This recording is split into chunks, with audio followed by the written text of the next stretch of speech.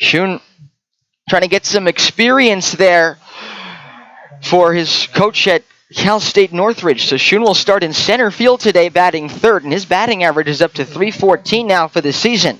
Noah Hennings hits cleanup, and he's in right field. Dalton Bowling was a late scratch from the lineup with a wrist injury. Casey Burnham, the left fielder, will hit fifth. Jerry Nix is the catcher, batting sixth. Trey Becker, the shortstop, will hit seventh. Jake Shaver will make the start at third base. He bats eighth. And Jake Brown is the designated hitter, batting number 9 for starting pitcher Carson Seaman. And Seaman's been absolutely terrific this season. He's 5-1, leads the league in wins and in ERA with a 1.53 mark in that category. The Bucs and the Oilers, the last time these two teams will meet in the regular season, the home finale will be underway shortly. We're going through the starting lineups on the field at the moment. And after that, we'll have the national anthem, and the teams will take the field for the first pitch. That's next here on ESPN 1140, 96.9 FM, and RadioKenai.com. Well, Batting second from right, second baseman number 27, Brandon West. Batting third from Cal State Northridge, center fielder number 1, Phil Sakino. You just have children. Batting fourth from Colorado State Pueblo, right fielder number 24, Noah Hennings. Private office setting, and you will get to be From the University of Kansas, left fielder number 4, Casey Burnham. Batting sixth from Loyola Marymount, the catcher number 12, Jerry Nix. So who's here? Alaska Trailer has the latest outdoor trailers for summer adventure. Alaska Trailer has everything. Batting eighth from Arizona, third baseman number 14, Now they're open at their brand new location on KB Drive. Come take a look at their dump trailers, equipment trailers, closed trailers, and truck beds. Now's a great time to pick up that new trailer or truck you always wanted. Alaska Trailers with a the greenhouse. Okay, we'll just keep it in break for the national anthem if that's okay, and come back after. It's about to get started. Catastrophic injury. Negotiating with insurance companies on your own is fraud. Insurance companies want to maximize their profits, and that means minimizing a fair and just resolution to you. They don't want to pay for your medical bills. They don't want to pay for your lost work. They don't want to pay for your pain and suffering. Expert insurance negotiators and adjusters will try to minimize your claim at every turn. It's important to have an attorney to get the recovery that you deserve. At Earhart, Elsner & Cooley, we can help you get that fair and true value. What are the two most important things about a mortgage? Well, besides paying it every month, obviously the first thing is getting the mortgage. The second is service. Chris Hughes at Home State Mortgage in Soldotna knows those things can't be taken for granted. Chris will work hard to make that loan for you, and you'll receive service. You'll always have a direct line to your own personal service rep locally on the Kenai. It's always closing time with Chris Hughes, branch manager at Home State Mortgage in Soldotna, 260-5400. Home State Mortgage, NMLS 189191. Chris Hughes, NMLS 1179429. Hello, I'm Marty Hansen, owner and manager of Eyewear Express. Nice brand new glasses from Eyewear Express. Everything is crystal clear. You have them a month, and the lenses look like you snaked them out of the Kenai, all scratched up. Well, at Eyewear Express, you can get those lenses replaced for free if you get them with the scratch card code. Let me say that again. Eyewear Express will replace your Kenai River-looking lenses for free. See the store for details. Eyewear Express in the Peninsula Center Mall, Soldotna, 260-9199. Attention please. Pita Pit has come to Kenai. That's right. The same pitas you've come to know and love from our store in Soldotna are now available in Kenai. We're serving up our fresh grilled, flavor-filled pitas and refreshing real crisp smoothies all summer long. Open every day at 11, you can find the Pita Pit food truck in front of the old car wash just past the Kenai Visitor Center. Pita Pit food truck? Pita Pit food truck.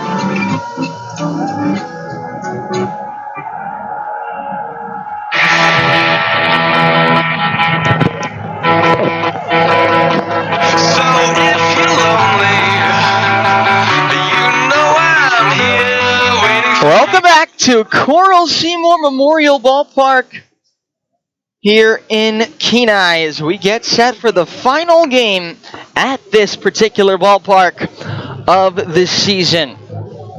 Bucs and the Oilers, the last time in the regular season. It's possible these two teams could play again, but it would have to be in the top of the World Series championship. And that would likely mean both teams having to pull upsets against higher seeds in the first round of the top of the world playoffs, including the Pilots and the Miners. We'll have an opportunity to talk more about the playoff picture as the game goes on, because it's really taking shape at this stage of the season in the Alaska League. It's a nice day now for baseball, but there is a lot of wind. It's blowing in from left field. It'll be hard to hit home runs today. It'll also be hard to play the field because the tarp was taken off and shallow in the outfield. It's still pretty wet out there. So it's not going to be the easiest day to play center field, and Shun Sakaino is there for the first time this season. The beer garden is filling up, as are the bleachers and the grandstand. Looks like a nice crowd for the final game of the season here at Coral Seymour. Game number 36 of the regular season for the Oilers, who come in at 15-20, while the Bucs come in at 17-16. The Oilers are in their red tops today with black numbers and letters on the front and backs outlined in white. White pants, black caps, black bills, the red P on the front of the cap. The Bucs are wearing brown tops, yellow numbers and letters on the front and back with white outline. Gray pants, it looks like gray caps with black bills and the yellow letter B on the front of the caps for Anchorage. Leading off for the Bucs, number 7, Alex Champagne. Alex Champagne will lead things off for the Bucs. He's their second baseman. He'll be followed by Chad Bourne and Garrett Anglem here in the top of the first. Get a late start due to the tarp pull that was affected by the wind conditions. You heard a little bit about that from Kevin Clancy if you're with us during the Coach's Corner in the pregame show. But here's Champagne batting .264 on the season. And the first pitch to him is outside, ball one at 6:51. That's our start time. Latest start of the season at Coral Seymour. Night games are scheduled for 6, but this one pushed back 51 minutes because of the tarp pull. The pitch is popped up left side of the infield, but foul, and that'll reach out of play behind the bleachers. 1 ball and 1 strike. A foul ball brought to you by Walden Bros. They can customize just about anything, but specialize in clothing like t-shirts, crops, tanks, caps, and more. Visit them at waldenbros.store or call them today at 907-394-5510.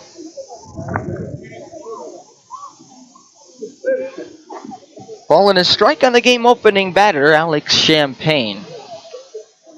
Right-hand pitcher is Seaman, left-hand batter. Pop up, in on the hands, and out of play. Out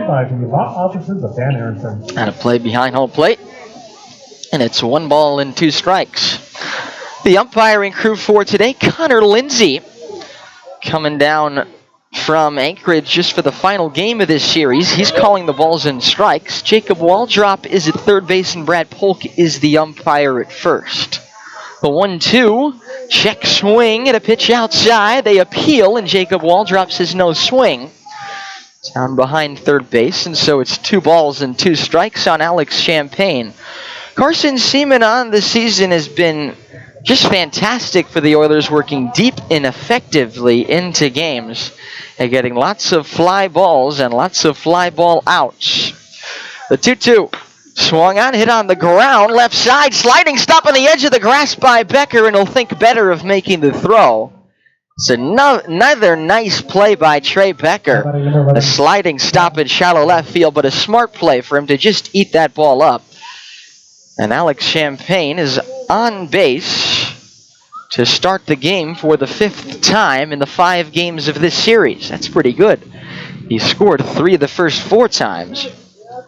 Now Chad Bourne will hit. Yesterday was the first time this series the Oilers kept the Bucs from scoring in the first inning. A pickoff throw that gets away from Shimashita. He'll throw to second base, and that gets over the head of Trey Becker. And now Champagne will go to third base as Burnham picks up the ball. E1, E3, 2 errors on the play as the Bucs have a runner at third with nobody out here in the top of the first.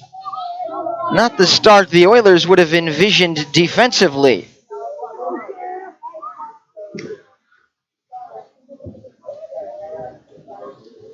I think that's the first error of the season by both of those players as Chad Bourne pops this one up behind home plate. Jerry Nix is interested, seeing it back to the screen, but it's going to get out of play. 0-1.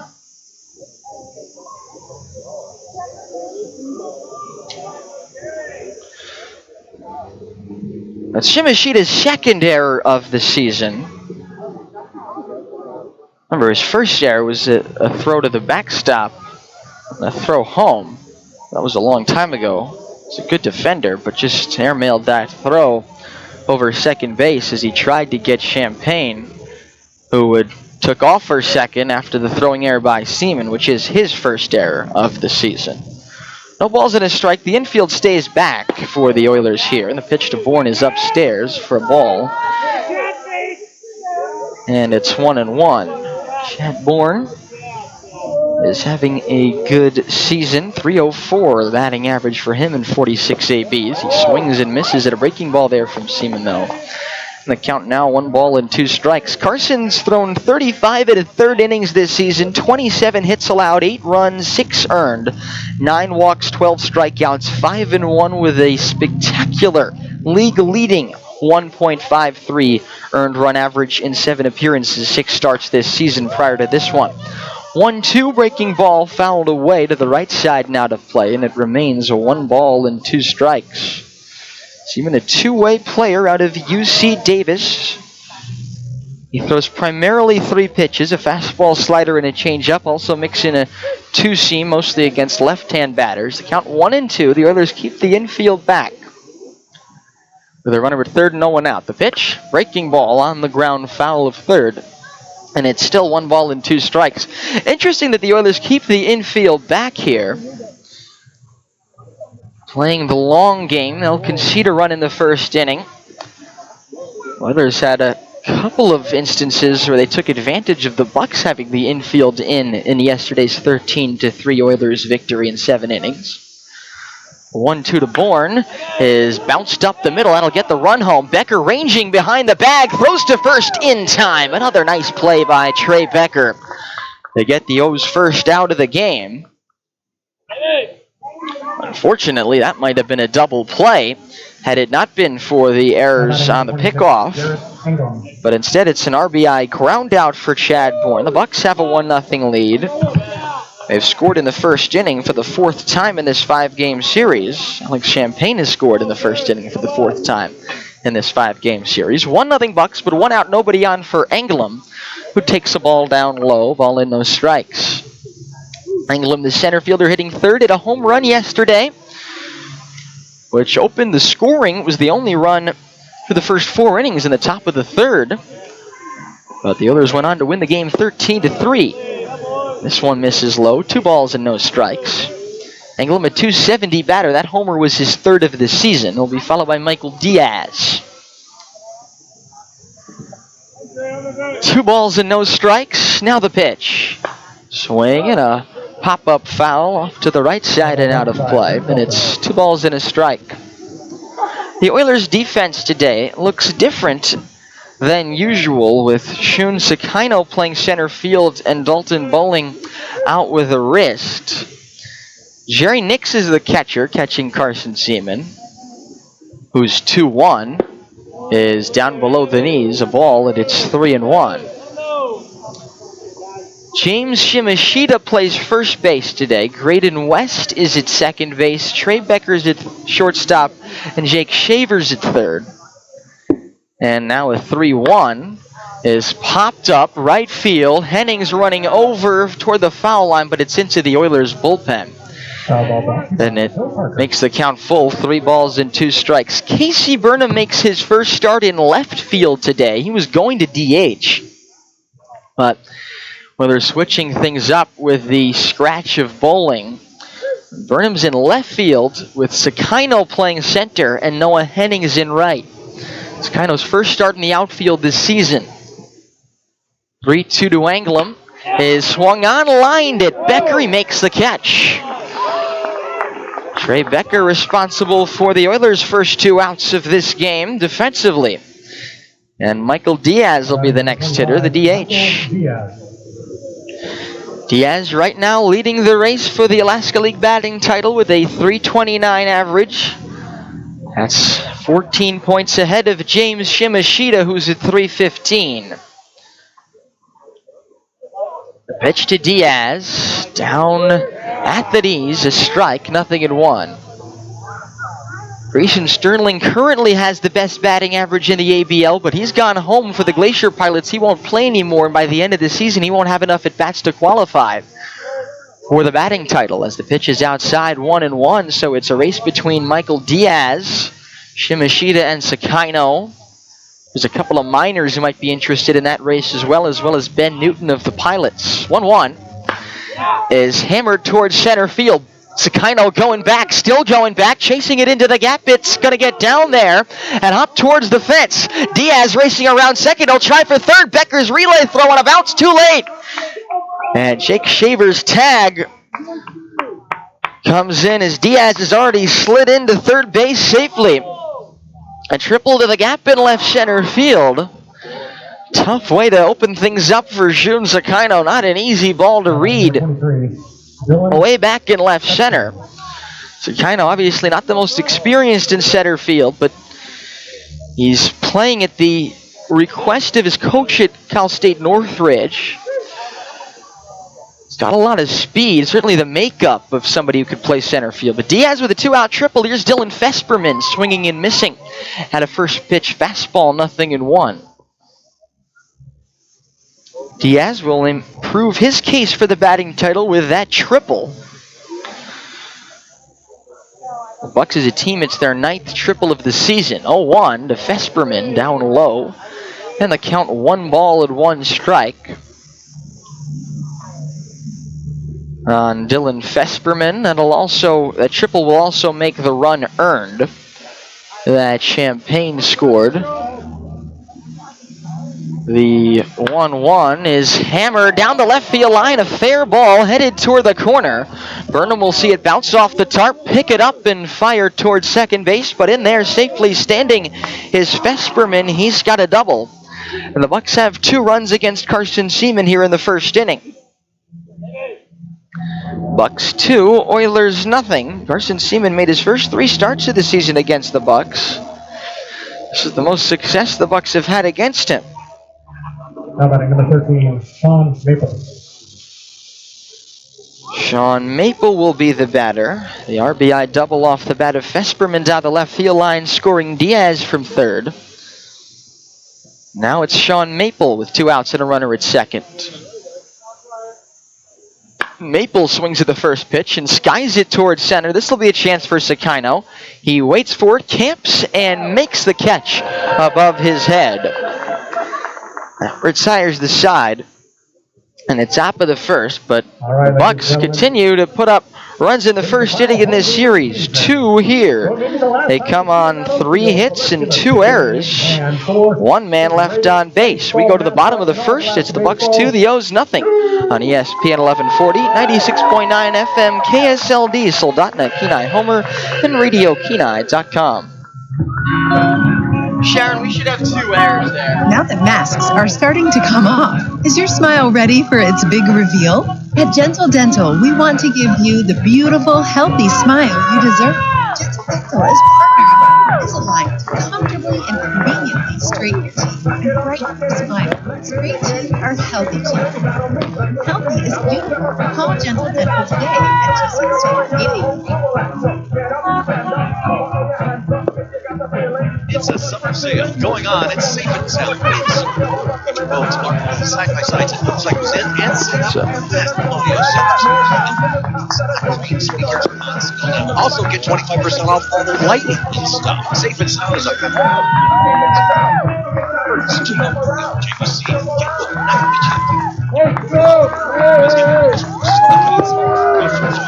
It's a summer sale going on right now. It's Safe and Sound, located across from Beeman's in Soldotna. A very big thank you to Rob Small for helping bring Bottom of the first inning after the Bucs put up 2 runs in the top of the first. Nico Stanley is the starting pitcher for Anchorage. And Nico Stanley's a 6'4", 205, a right-handed pitcher from Santa Clara University. One of a couple of Santa Clara pitchers, along with Blake Hammond, who I think we might see later on in this game for the Bucs. Stanley from Manhattan Beach, California, making his first start of the season. He's made 9 appearances, but all in relief. 20 in the third innings pitched, 18 hits allowed, 13 runs, all earned. He's walked 10 while striking out 16. 1-5 with a 5.75 ERA. Good looking play, Blue. Leading up for the Oilers, number 8, James Shimashita. James Shimashita will lead things off for the O's, and he's got to now keep pace with Michael Diaz in that race for the batting title after Diaz's RBI triple at the top of the first. Shimashita coming in at .315 with a batting average for the season as he takes a fastball high, 1 ball and no strikes. Shimashita 2 for 11 in this series. Coming in with a .450 on base percentage this season. And the 1-0 is in for a strike. 1-1. The Bucs defense behind Nico Stanley looks like this. Derek Smith is doing the catching. Dylan Fesperman's at first base. Alex Champagne at second. Graybeck at short. Dylan Maltby at third. 1-1. In for a strike. 1-2. Sean Maple gets the start in left today. Anglem is in center. And Chad Bourne's in right field with Diaz DHing. A ball and 2 strikes on Shimashita. Wind up for Stanley. Now the pitch. Taken. A little bit off the plate away. 2-2. Good eye shown there by James Shimashita. So with a count even, right-hander working from the windup off the first base side of the rubber. Hickson deals 2-2, and that's a fastball high. 3 balls and 2 strikes from Nico Stanley to James Shimashita. Infield, outfield, straight up with a full count.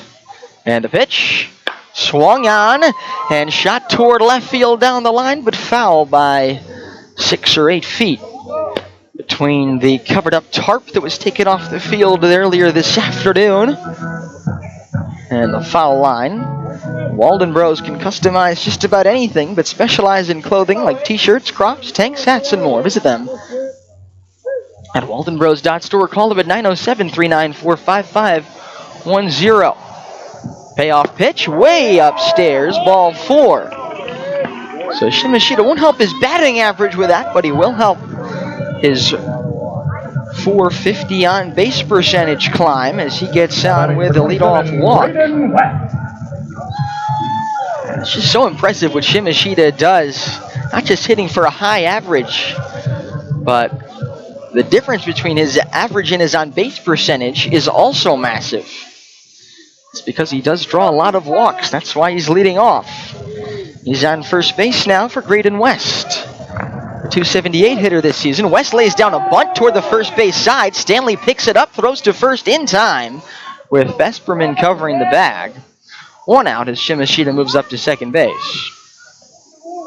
We'll go 1-3. The sacrifice, and Shun Sakino will bat. Playing center field today for the O's. And he's batting .314 on the season. It's 2-0 Bucs. Here in the bottom of the first. Runner at second for the Oilers and 1 out.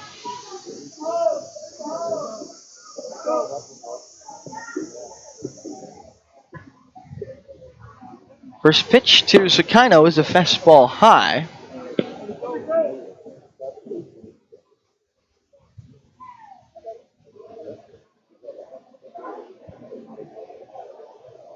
One ball, no strikes on Shun. The shortstop, Cody Graybeck, is holding on Shimashita over there at second base. 1-0. Fastball way upstairs. 2 balls and no strikes.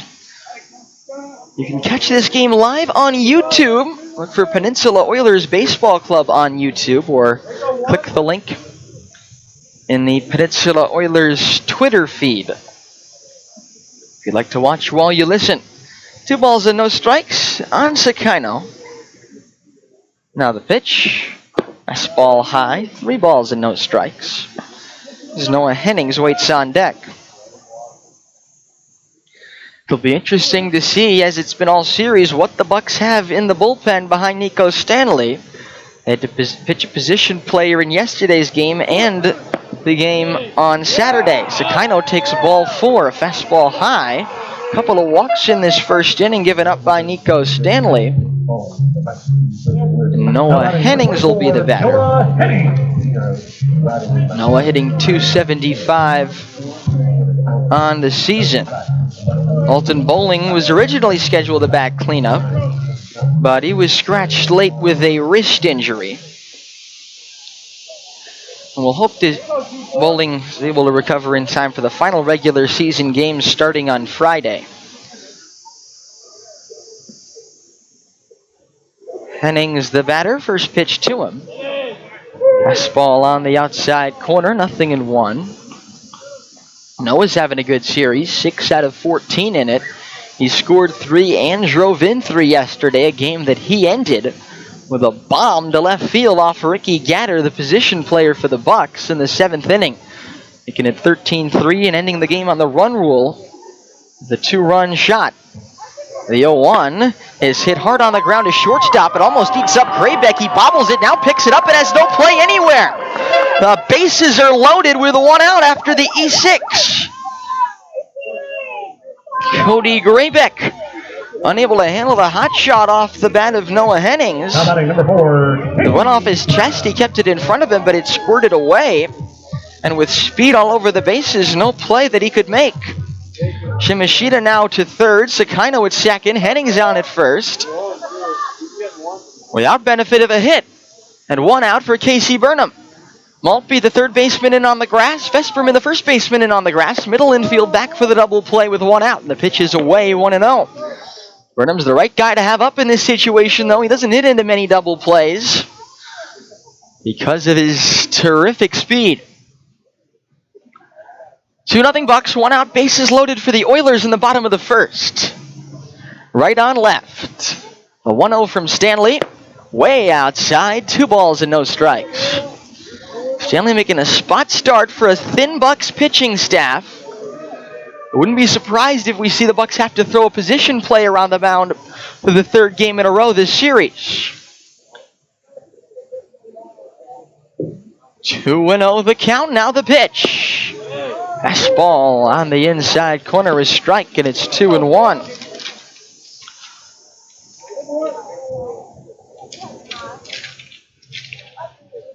Well, the last time the Oilers saw Nico Stanley, they had lots of success against him. In just a third of an inning, they scored 4 runs. Pitch is high, 3 balls and a strike. Stanley went just a third of an inning, 2 hits, 2 walks, and 4 runs. Couldn't get out of the 8th inning on July 13th. A game that the Bucs did win 14-6. He's in danger of walking in a run in the first inning here. 3-1 with the bases loaded. The pitch swung on and missed, and I think Burnham just cost himself an RBI by taking the bat off his shoulder there. That pitch looked a little bit high, but now it's a full count. 3-2. Here's the pitch. Fastball away, ball 4, and the Oilers get on the board thanks to a bases-loaded walk from Casey Burnham.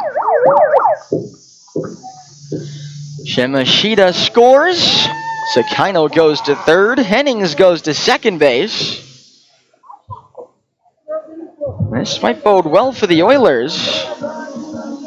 Now batting number 12, Jerry Nix.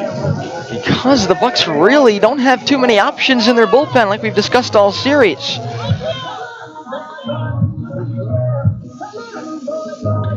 And this is unique for the Bucs in that they don't usually play 5 games in a row, let alone 5 games in 4 days, because the first game, remember, was postponed and made up as a doubleheader. First pitch to Nix, ball outside, 1-0. Derek Smith will go out and talk with Nico Stanley. Oilers are used to playing 5-game series and more than 5 games in a row when they're on the road, but the Bucs, generally, along with the other teams, have a more even schedule. It'll be interesting to see for all of the teams that take part in the playoffs how the pitching lines up then. 1-0 to Nix. is on the outside corner, 1-1. The Oilers are going to be a little bit thinner pitching when it comes to the playoffs, but I wouldn't be surprised if they're not the only team for whom that's the case. The 1-1 to Nix. Fastball up and in. 2 balls and 1 strike. It's 2-1 Bucs. We're in the bottom of the first. And the Oilers are trailing the Bucs 2-1, but have 1 out and the bases loaded. The 2-1 to Nix. Swing and a miss. 2-2. Carey batting .239 for the season. He's 3 for 9 in this series, making his second started catcher of the series. And here's the 2-2. Swung on and popped up right field. This could get a run home. Bourne moving over toward the line, makes the catch. Tagging from third is Sakino. And the throw doesn't come in anywhere. Tagging and going to third is Hennings. Staying at first is Burnham. As a fly ball off the bat of Nix is good enough for a sacrifice fly to tie the game at 2. Now batting number 10, Trey Becker. Still no hits in this inning for the Oilers, but they've scored 2 runs in it. A couple of unearned runs thanks to the error by Graybeck. So it's Hennings at third, Burnham at first, 2-2 now. In the bottom of the first with 2 outs. And the first pitch to Becker is rocketed toward left. Maple will circle and drop it. He dropped the ball. Burnham goes to third. They throw to second, and it's sliding in safely there. Becker reaching on a 2-base error. Well, we said the field conditions were difficult. They definitely are, especially out in left field. That's where that tarp spent most of its time this afternoon. The wet and the wind, I'm sure, is what hurt Maple in his efforts to catch that ball. Could see he seemed to be having a little bit of trouble locating it. He was circling around, but it did go in and out of his glove. But I doubt that's a ball that Maple drops if it's not for the wind and or the wet grass. It's a difficult day to play the field. Both teams have now made 2 errors in the first inning.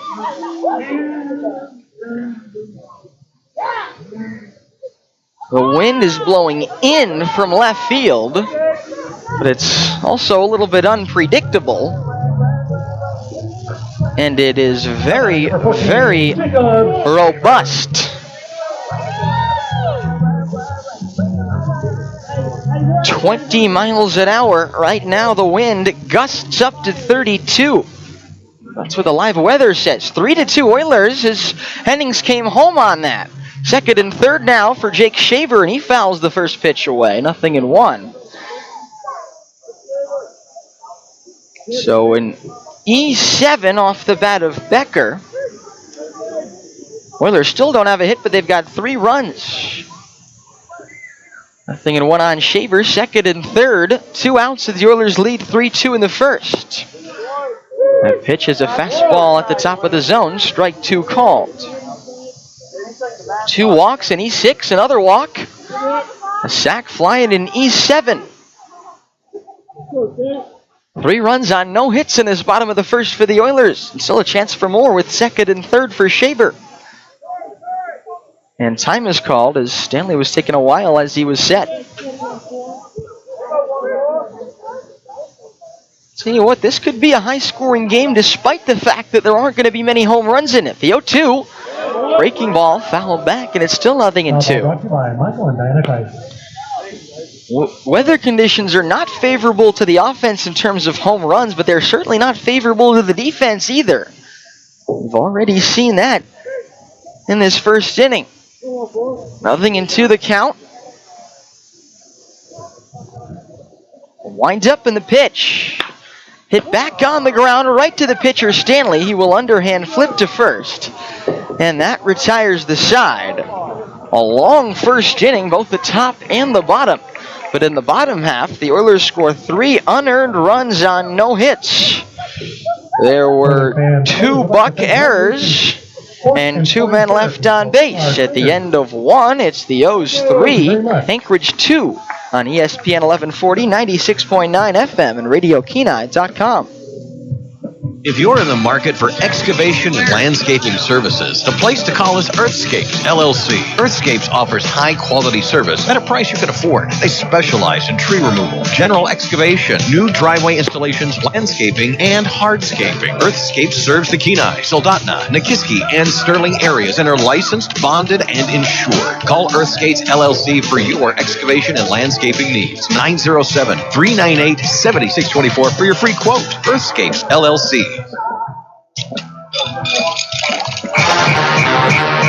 Are you looking for great cocktail ideas for all your summer fun? Well, then get yourself into Discount Liquor and try their new selection of ready-to-drink cocktails and their selection of fine whiskey and bourbons, plus their great variety of beer, wine, and spirits. Discount Liquor also offers discounts on special event orders and case buys. Just ask, and they'll work with you. Discount Liquor, your #1 spot to go to this summer for all your adult beverages. Located on Irons Avenue next to Lucky Raven and True Blue Coffee Shop.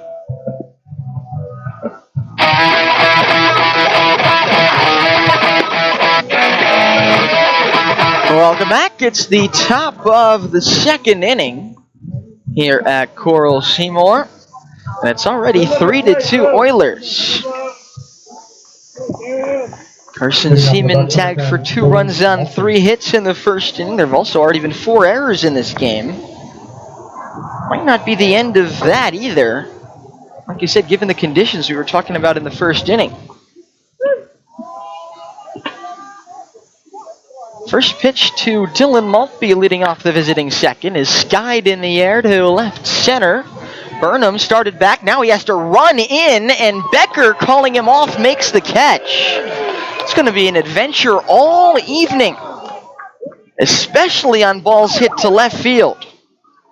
You just saw it there. Casey Burnham, who's a terrific defender, having a lot of trouble on a pop-up to shallow left, and that's because of the wind. The same wind that contributed to Sean Maple unable to make the catch on Becker's fly ball in the bottom of the first. Good job by Trey Becker there, picking up his left fielder, recognizing the conditions. Here's Derek Smith, and he hits one on the ground, foul of third toward the beer garden. No balls and a strike, and that foul ball is brought to you by Walden Bros. They can customize just about anything, but specialize in clothing like t-shirts, crops, tanks, hats, and more. Visit them at waldenbros.store. A wind blowing in vigorously from left field. No balls and a strike on Smith. The pitch is hit high in the air to left. Going back, Burnham on the track. Looking up, it is off the wall. Smith will pull in his second with a double. And any other day of the season, that's a home run, but he picked the wrong one. It's a double off the wall, with the wind blowing in at 20 miles an hour. Now batting for the Bucs. Crushed off the bat of Smith. This is game number 34 of the season for the Bucs. If it was in games 1 through 33 or games 35 through 40, that's a home run off the bat of Derek Smith, but not today. The pitch to Graybeck. Bunted toward third base. Shaver tries to barehand, but bobbles it in fair territory. And it's a bunt hit for Cody Graybeck as Smith goes up to third. 5 hits the first time through the batting order for Anchorage. Champagne.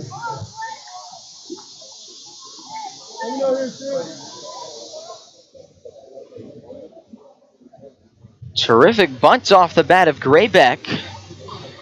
Shaver tried the barehand. Would have been a great play, but he just couldn't squeeze it cleanly in his right hand. First and third, 1 out here in the top of the second for Alex Champagne, who singled and scored in the first. First pitch hit on the ground to second base. Graydon West could be 2. Flips to Becker, and the throw is wide. It takes him off the bag. It goes into left field. A run comes home. Safe at second base is Graybeck. Safe at first base is Alex Champagne. It's the 5th error of the game. This one charged to West. It's an E4 on what could have been an inning-ending double play. 5 errors were in the top of the 2nd inning.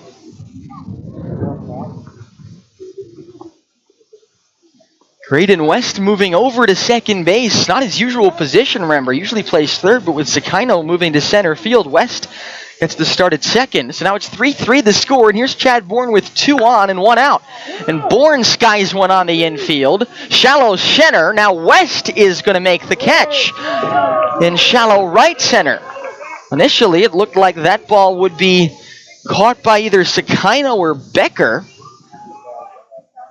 And then the wind blew it all the way towards right field and in for Graydon West. I'm not sure if they called the infield fly rule there. Probably did, but in the wind conditions, not sure if there's going to be such thing as a pop fly in this game with ordinary effort for a fielder to catch. 2 on, 2 out for Chad Bourne. Rather for Garrett Anglem, I'm sorry, and it's 0-1 to him. So the E4 is what allowed Champagne to reach. He's at first. Kraybeck's at second. 0-1 on Anglem. Now the 0-1 is hit high in the air toward left field. Burnham coming in, still coming in, and he makes the catch just above his kneecap. No routine fly balls today. I gotta say, it's making for entertaining baseball. Even though it might not be as fun to play. But this is gonna be an unpredictable game, to say the least. The Bucs tie up the game with a run on 2 hits, 1 error, and 2 left on base. Middle of the 2nd inning. The Bucs 3, the O's 3 on ESPN 1140, 96.9 FM, and RadioKenai.com.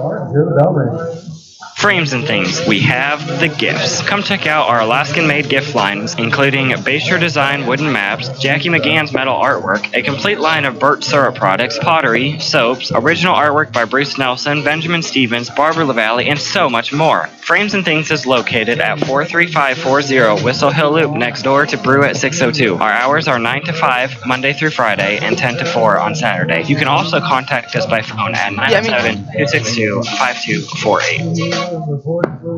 Odyssey Family Practice is your local occupational health provider. We provide many services in one convenient location, including pre-employment exams, DOT physicals, drug and alcohol testing, 24/7 on-call services, and more. We're flexible, and we always work hard to meet the needs of your company. For top-quality occupational health services for your schedule, choose Odyssey Family Practice. Call 907-313-4569 to schedule an sorted out. It's on Facebook. Odyssey Family Practice. Epic healthcare for your company. Number 23, Jake Brown. We should play every baseball game in conditions like this. Might have to redo the way you score hits and errors, but don't look away when there's a fly ball, as the pitch to Jake Brown is low, 1 ball and no strikes. I mean, flyouts typically, as the 1-0 pitch is low and outside, 2-0. Not the most action-packed plays in a baseball game. Nobody goes to a baseball game to see flyouts. Go to see dingers and people running around the bases and non-routine defensive plays as the 2-0 is fouled back and it's 2-1. That's brought to you by Walden Bros. They can customize just about anything, but specialize in clothing like t-shirts, crops, tanks, hats, and more. Visit them, waldenbros.store. 2-1 on Brown, leading off the home second in a 3-3 tied game. And this one's grounded up the middle, charging the second baseman, Champagne. His throw is on time to get Jake Brown. Good defensive play there by Champagne on a ball that he had to charge. 1 out, nobody on for Shimashita, who walked and scored in the 3-run first. Talenting number 8, James Shimashita. But in terms of entertainment value, this game has a high potential, I'd say. It's to Shimashita, breaking ball on the outside corner, 0-1, and I'm sure if you ask the players out there, they'd probably disagree. It's probably a little bit less pleasant playing in these conditions as a fielder or a hitter, certainly more difficult. The 0-1 swung on and missed, 0-2, but any ball in the air is going to provide some sort of entertainment with fielders having to scramble to try and keep up with the wind. The 0-2 to Shimashita is off the inside part of the bat. Ground ball to shortstop. Grayback makes the play. 2 outs. That one, I think, jammed Shimashita a bit. So 2 outs and nobody on for Graydon West. Now batting number 27, Graydon West. Box score is already bizarre. 3 runs on 5 hits, 2 errors for the Bucs. 3 runs on no hits, 3 errors for the Oilers. Bottom of the second inning. 2 outs, nobody on for West. First pitch. Breaking ball on the inside corner. 0-1.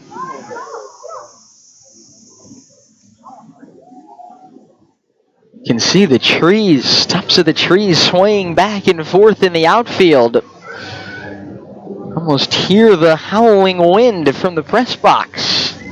The 0-1, little check swing, pop up that is blown out of play by the wind on the right side, 0-2.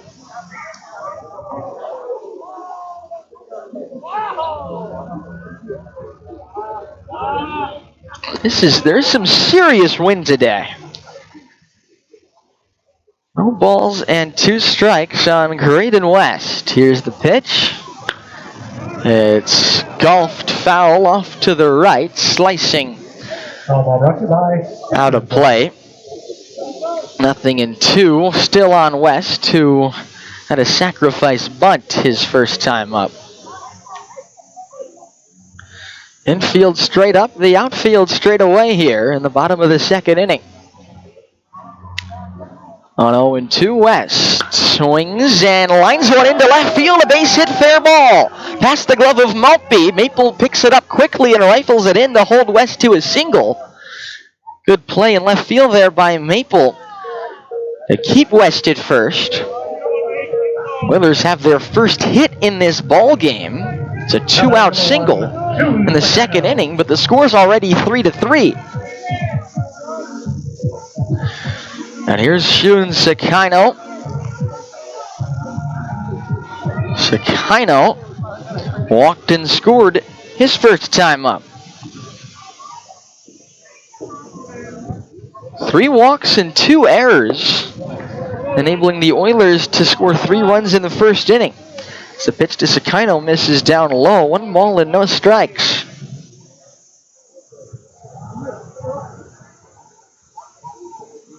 All the days for Sakino to make his debut in center field. How about this one? Runner goes. The 1-0 is bounced on the ground towards second base. Moving to his right, Champagne picks it up, throws to first. And out by a step is Sakino. Another good charging play by Alex Champagne.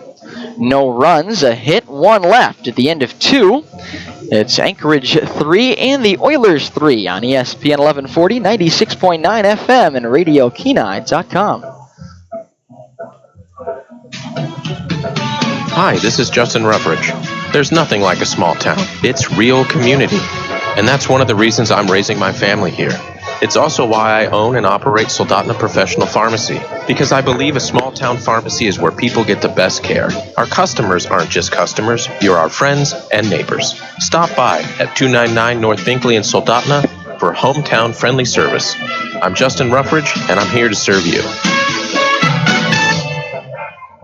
The fish are running, and you definitely want to get out on the river and enjoy all your Alaskan adventures. Don't let dental problems sideline your fun this summer. Now is the time to get your teeth checked, cleaned, and repaired. Dr. James Julian and his team are ready to help get your dental health in top shape, offering comprehensive services in a relaxed, family-friendly atmosphere. Contact them at 907-283-4857 to schedule your visit today. It's summer.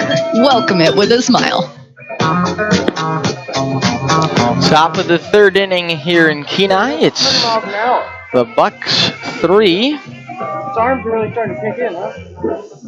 And the Oilers 3. Leading off number 25, Michael Diaz. And Michael Diaz is going to lead things off for the Bucs. 4, 5, and 6 in their batting order.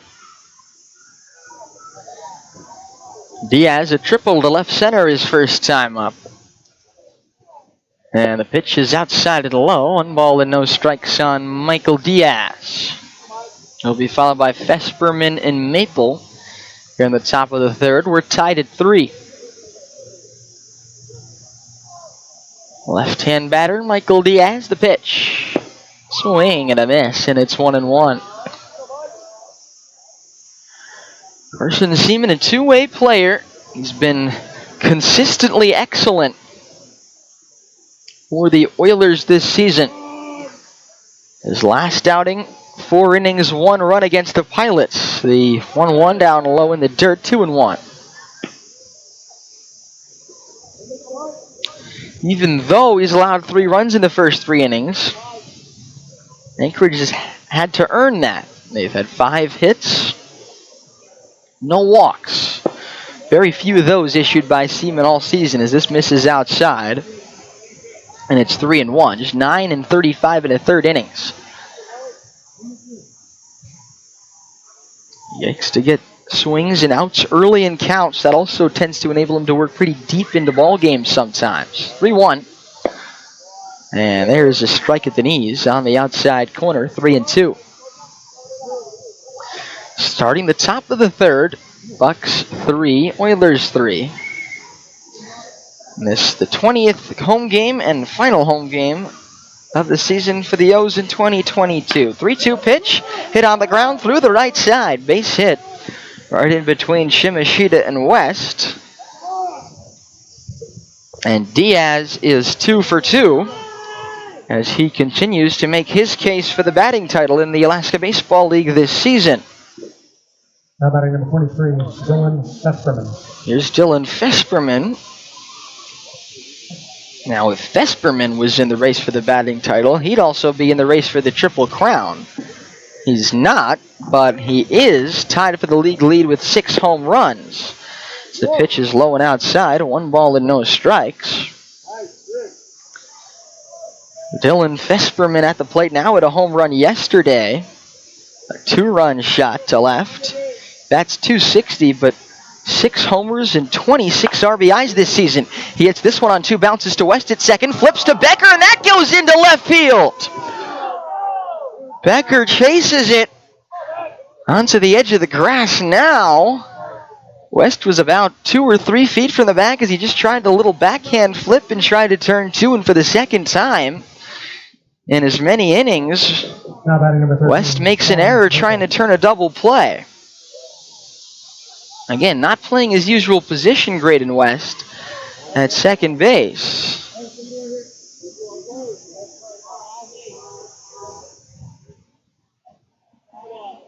Fesperman reaches on the E4, so 2 on with nobody out. This is already such an odd game. The wind conditions, game that for a while we didn't think would be played because of the wind making it too difficult to pull off the tarp, but it did happen.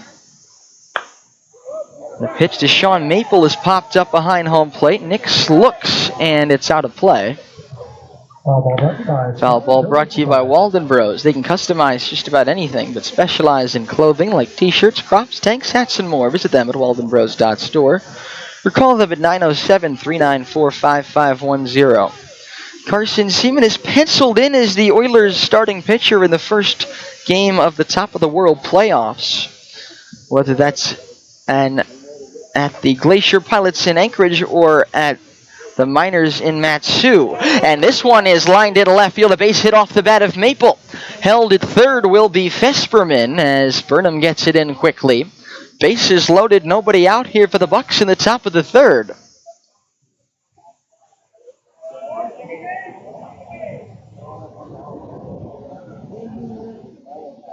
And Dylan Maltby will bat now. He popped out to shortstop his first time.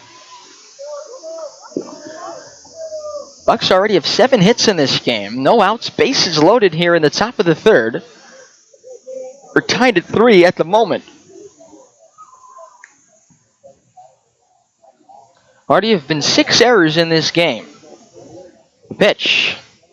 Swung on and fouled. Behind home plate, 0-1. Shimashita in on the grass at first. He may come home. The ground ball is hit there. Shaver in on the grass, on the edge of the grass.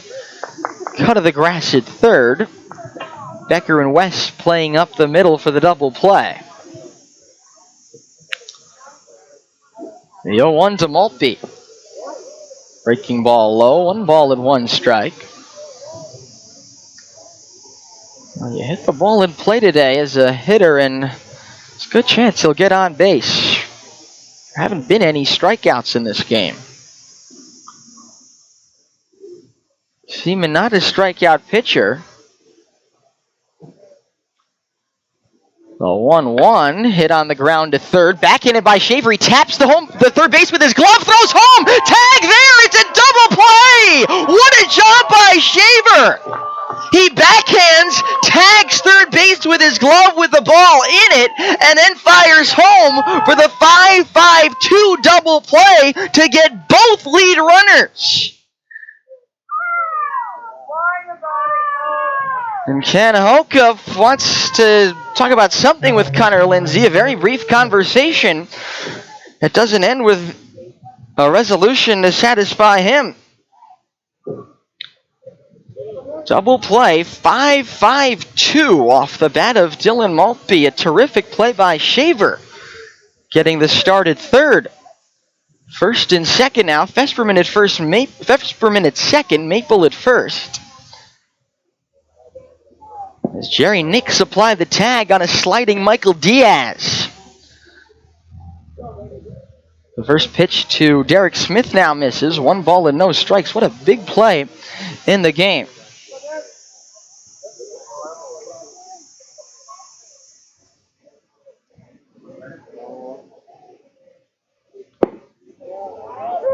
And that one is in there for a strike, and it's 1-1.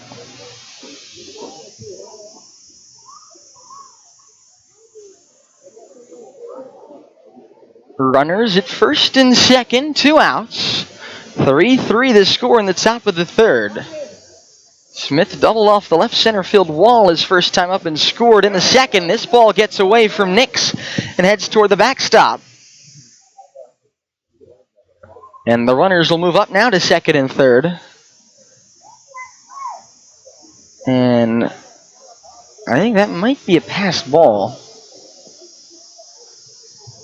I'm going to say passed ball for now. 2-1 now, the count on Derek Smith.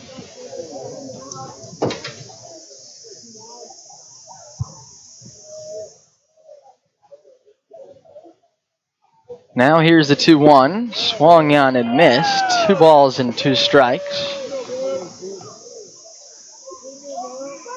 Derek Smith. Catcher batting 8th. Couple of men in scoring position here. Generally, pitching to contact for Seaman has been a good thing with the Oilers' strong defense. But given the conditions today, it's not a coincidence, I don't think, that with a pitcher that pitches to contact and very difficult conditions for the defense, the Bucs have 3 runs in the third inning. 2-2. And that's low. 3 balls, 2 strikes on Smith. Second and third, 2 outs, top of the third. Bucs 3, O's 3. Appreciate you joining us, whether you're watching on YouTube, listening on the radio, or on our radio live stream.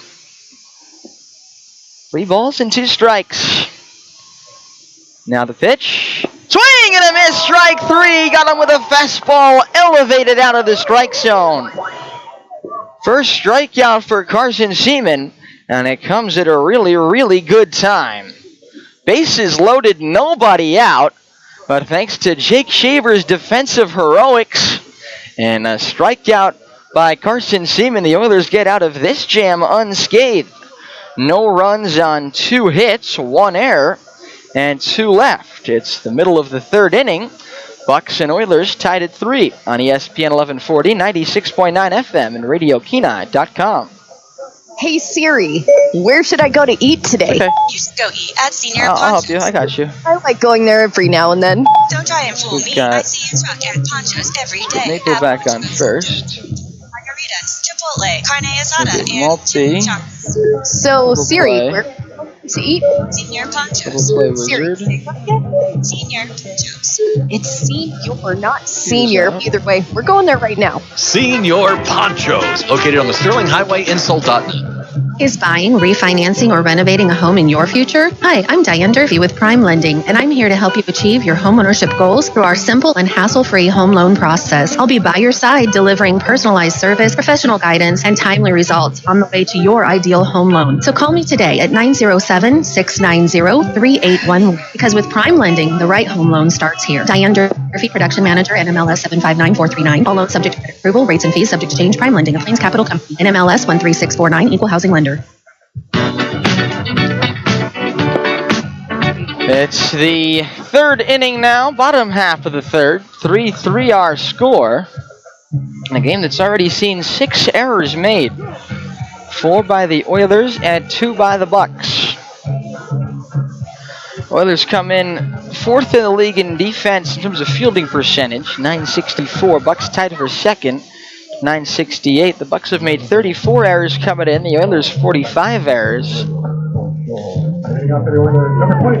But if you're just joining us, been with us, I know that we keep talking about it, but if you haven't been with us for a while, the story of today's game is the wind, and to a lesser extent, the wet field conditions in the outfield. Not an easy day to play defense. Noah Hennings leads off the home 3rd. First pitch from Nico Stanley. This is down low, ball and no strikes. 3 runs on 7 hits for the Bucs, 3 runs on 1 hit, and the hit didn't have anything to do with the 3 runs for the Oilers. Oilers got 3 runs on no hits in the 1st inning. Hennings reached on an error, which was a big part of that in the 1st. The Oilers got all 3 of their runs. 1-0 in for a strike. And the count even had 1 ball and 1 strike.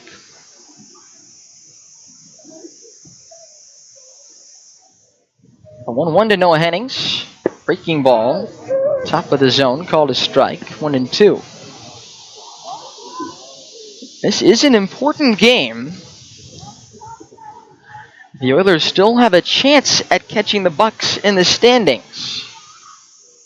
1-2. Swung on it, missed, strike 3. Got him with a hard slider by the looks of it. 1 out, and now Casey Burnham will bat. He walked with the bases loaded his first time. Now batting left fielder, number 4, Casey Burnham. It looks like Nico Stanley now starting to find his rhythm. He's retired 5 of the last 6. And the pitch to Burnham misses outside, 1-0. He walked 3 of the game's first 5 batters that he faced. The 1-0 outside, 2-0, but since then, he's given up just 1 base runner. Or just 1 base runner that was his fault. A single, also an error. 2-0 is hit high in the air to left field. Maple running over toward the line, still running, and it bounces in front of the tarp. Right on the gravel warning track. Good effort by Maple, but unable to catch up to that. Walden Bros can customize just about anything, but specialize in clothing like t-shirts, crops, tanks, hats, and more. Visit them at waldenbros.store or call them today, 907-394-5510. Oilers start play today, 3 games in back of the Bucs with 5 games to play. So you do the math, the Oilers have a shot. And if the Oilers win this game, they'll also own the tiebreaker on the Bucs. Burnham pops this one up. right side of the infield. It's going to be another adventure, and it's caught by Fesperman in foul ground. Just to the right of the first baseline behind the bag. Fesperman and Champaign were at 6s and 7s, trying to keep up with the flight of that pop-up. And he spent most of the play in fair territory, and then Fesperman caught it at his hip awkwardly across the foul line. So Noah Hennings will bat, or rather Jerry Nix will bat now. He hit a sac fly to right field his first time. And the first pitch to him is hit on a line to left, down the line, fair ball. Maple cuts it off, slips, but gets up in time to hold Jerry Nix to a single. And they actually throw back to first, but Nix gets back in safely. Another nice job by Maple cutting that ball off. Second hit for the O's. Both have been down the left field line with 2 outs and nobody on. And now Trey Becker will hit. Becker hit a fly ball to left field the first time. That was caught up in the wind and gave Sean Maple a tough time. It wound up going in and out of his glove. And a run scored on that play. First pitch here to Becker, inside off the glove of Smith. 1 ball and no strikes. Nix, the runner at first, has just 2 steals in 5 attempts this season. Talked about yesterday, the Oilers went 9 for 9 stealing bases, but that's because they were a lot more selective with who they sent on the base paths. But 1-0. In for a strike, 1-1. 3-3, Bucs and O's. Bottom of the third, 2 outs and a runner at first for the Peninsula Oilers. A game that started 51 minutes late. Now played an hour of it with 2 outs in the third. A 1-1 pitch. Fastball down low. 2 balls and a strike on Trey Becker.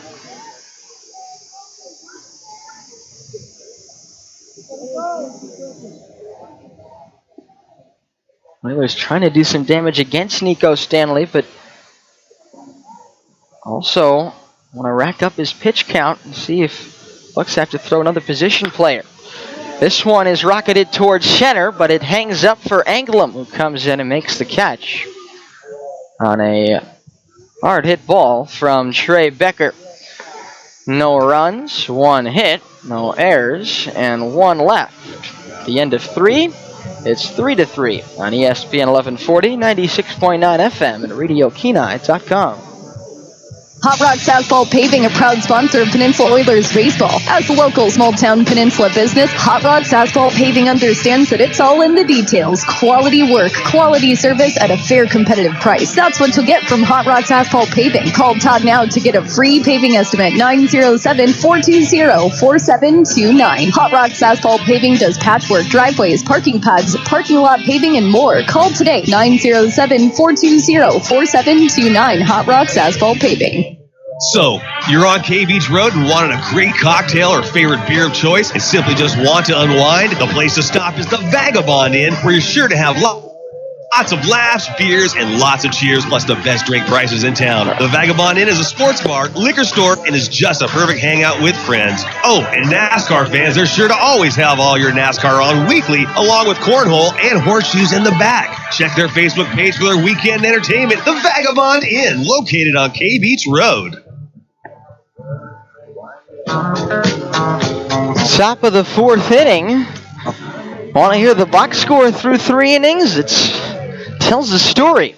3 runs on 7 hits, 2 errors, 5 left on base for the Anchorage Bucs. 3 runs on 2 hits, and the 3 runs came in the first inning, in which the Oilers had no hits, 4 errors, and 4 left on base for the O's.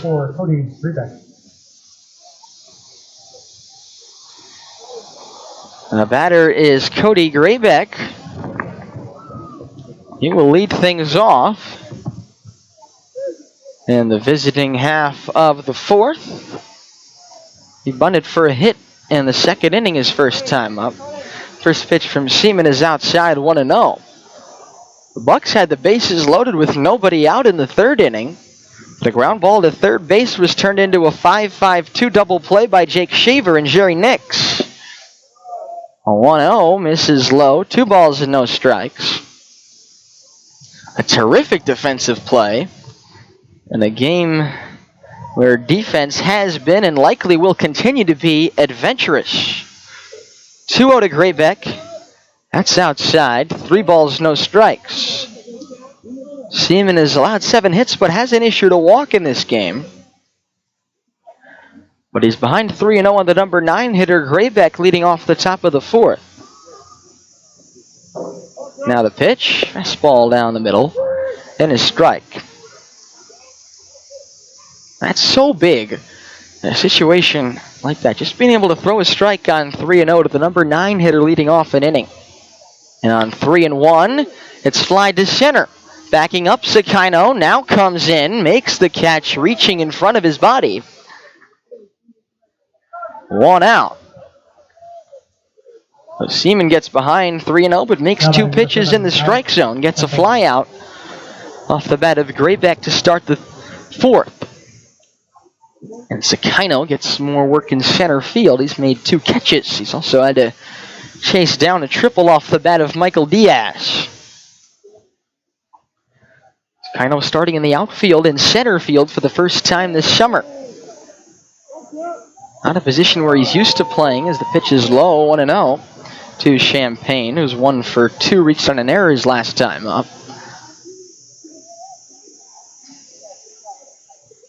Shun trying to help out C-Sun become more versatile as the pitch is in on the inside corner to Champagne. Trying to get some experience in center field in the late stages of this summer season. And he's got the speed of somebody that can certainly play center field.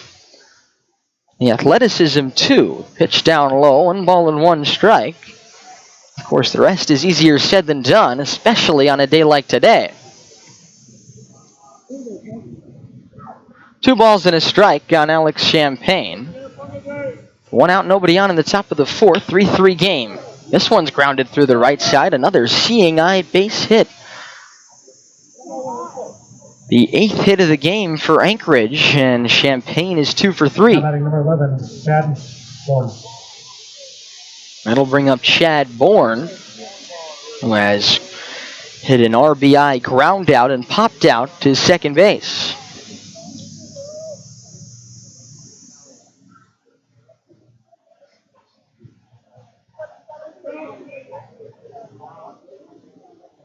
Bourne starting in right field today for the Bucs. The first pitch is popped up to right field. Backing up on it is Hennings, still, and he makes the catch. On the edge of the warning track in right field from Bourne. Champagne goes back to first. 2 outs and a runner at first now. Number 26, Garrett England. Garrett Anglem will bat next for the Bucs. And he's 0 for 2 with a line out and a fly out.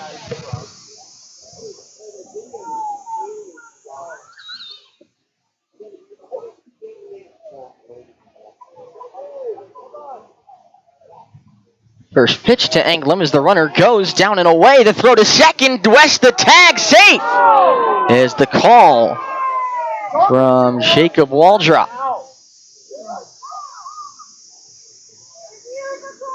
Ball 1 on the pitch. Looked like the throw beat him, but Graydon West just unable to get the tag down. A throw that was a bit in front of the second base bag and maybe to the right, but Champagne steals a base. His 14th of the season. This one's popped up on the infield. Shaver running in, and he makes the catch in between the mound and home plate. Coming from his third base position. Every pop-up, and somebody sprinting around somewhere with the wind blowing the ball all the way around Coral Seymour. And the Oilers would like to thank Martha. In the top of the fourth for the Bucs, no runs, a hit, no errors. First half inning that the Oilers haven't made an error behind Carson Seaman. One left on base. Middle of the fourth. It's still the Bucs 3 and the Oilers 3 on ESPN 1140, 96.9 FM, KSLD, Soldotna, Kenai, Homer, and RadioKenai.com.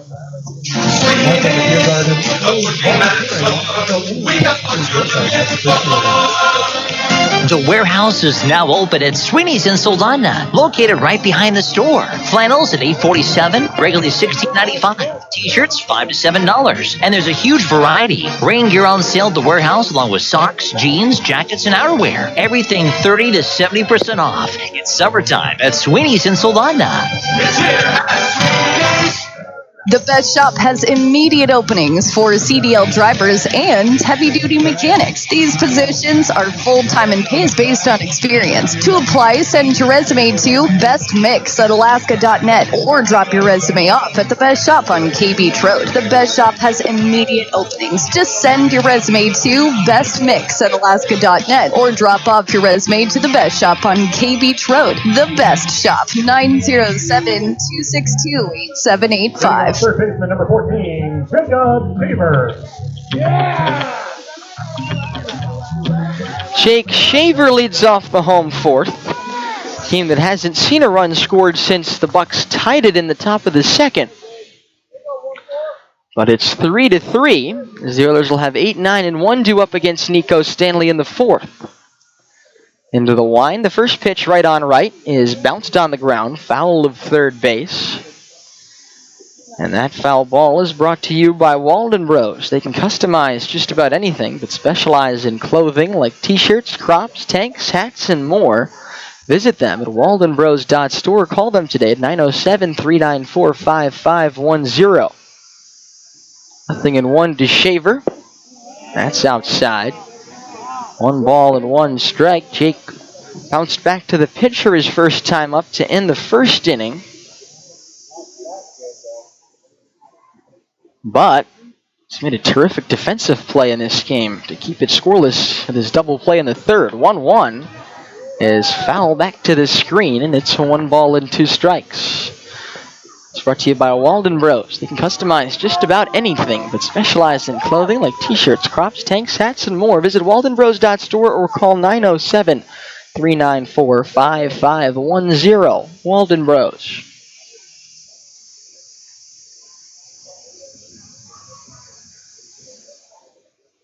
On 1-2, Shaver swings and gets a piece of it.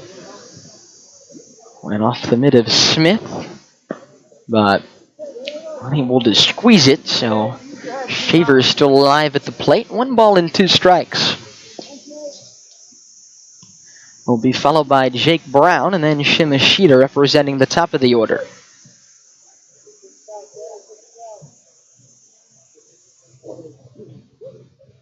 A 1-2 again. Swing and a miss. He struck him out with a slider. Down and away. Pitch with some break from Stanley. Now Jake Brown will step in. Brown the DH today. Grounded out to second base his first time up.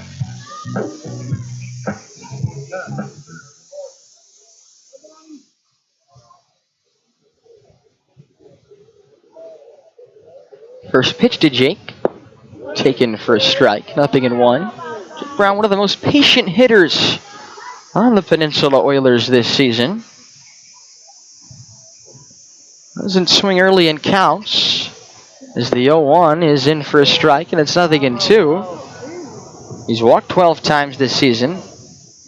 Batting .191, but with an on-base percentage of .337. The 0-2. Fastball just off the plate away. Good eye. 1 ball and 2 strikes. Doesn't show up in the box score how many pitches you face in each at bat, but it's certainly helpful for the Oilers. I like Brown, who makes the pitcher work every time, especially in a 5-game series like this. 1-2. Fastball missed outside. 2 balls and 2 strikes.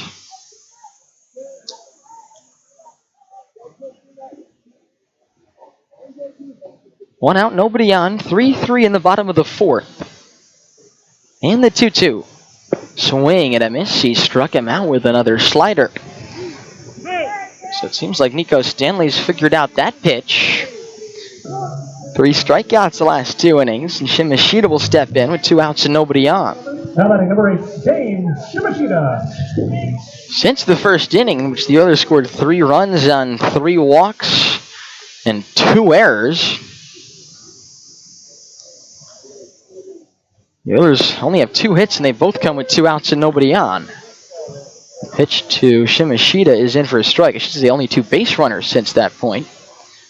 Since the 3rd walk, which was issued to Burnham with the bases loaded. The 0-1 is down in the dirt. 1 ball and 1 strike. It was the E7 rather. Becker, the ball hit by Becker in the first. But since then, just those 2 2-out singles. The only base runners were the O's since the first inning. On 1-1, Shimashita takes one in the dirt. Count 2 balls and a strike.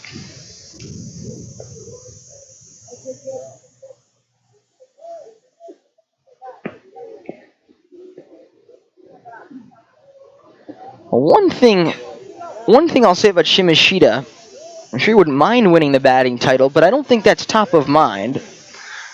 Top of mind for Shimashita is just getting on base.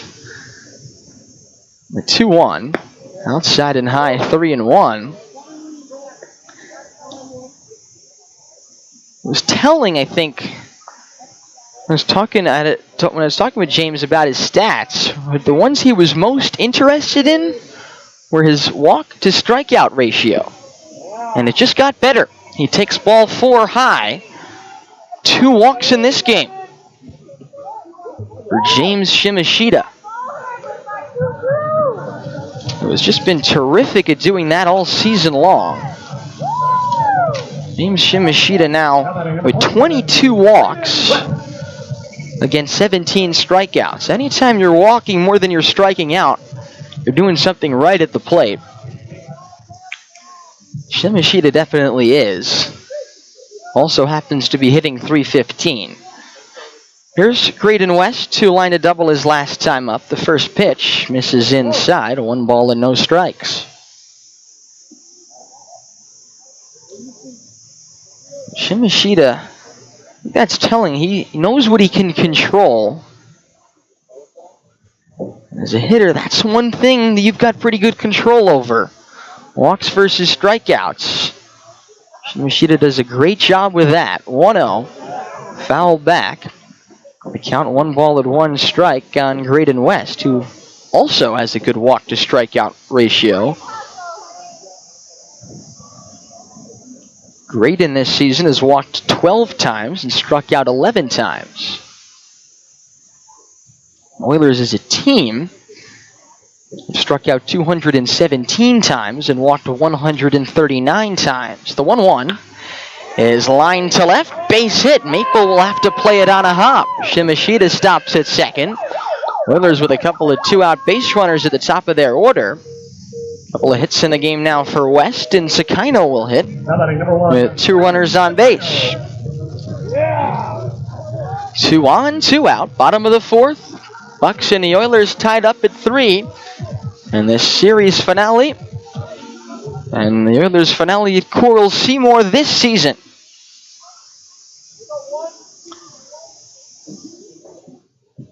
Sakino is walked and grounded out. First pitch from Stanley is a fastball outside. 1 ball and no strikes. I think it's been a tight but pretty consistent strike zone so far this game from Connor Lindsay, who hasn't been with us until this game of this series. He was behind the plate yesterday, one of the doubleheader games in Chugiak. This pitch misses outside, 2-0. Normally with a 3-man umpiring crew, nobody has to work the plate 2 days in a row. Connor replacing Ryan Gill to restore this to a 3-man umpiring crew and sent behind the plate for this one. 2-0 to Sakino. Fastball just outside. 3 balls and no strikes.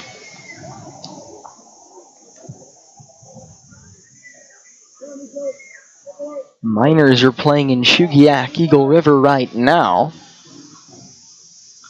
That game should be more than halfway over right now. Pitch to Sakino is a strike called, and it's 3-1.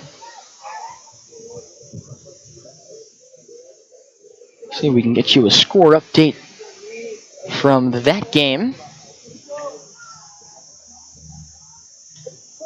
3-1. Swing and a miss.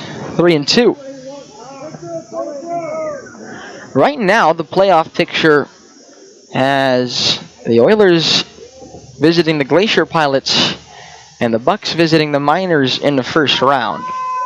And the winners of those 2 3-game series would play in the top of the World Series. 3-2, 2 out. Runners will have a head start. The pitch.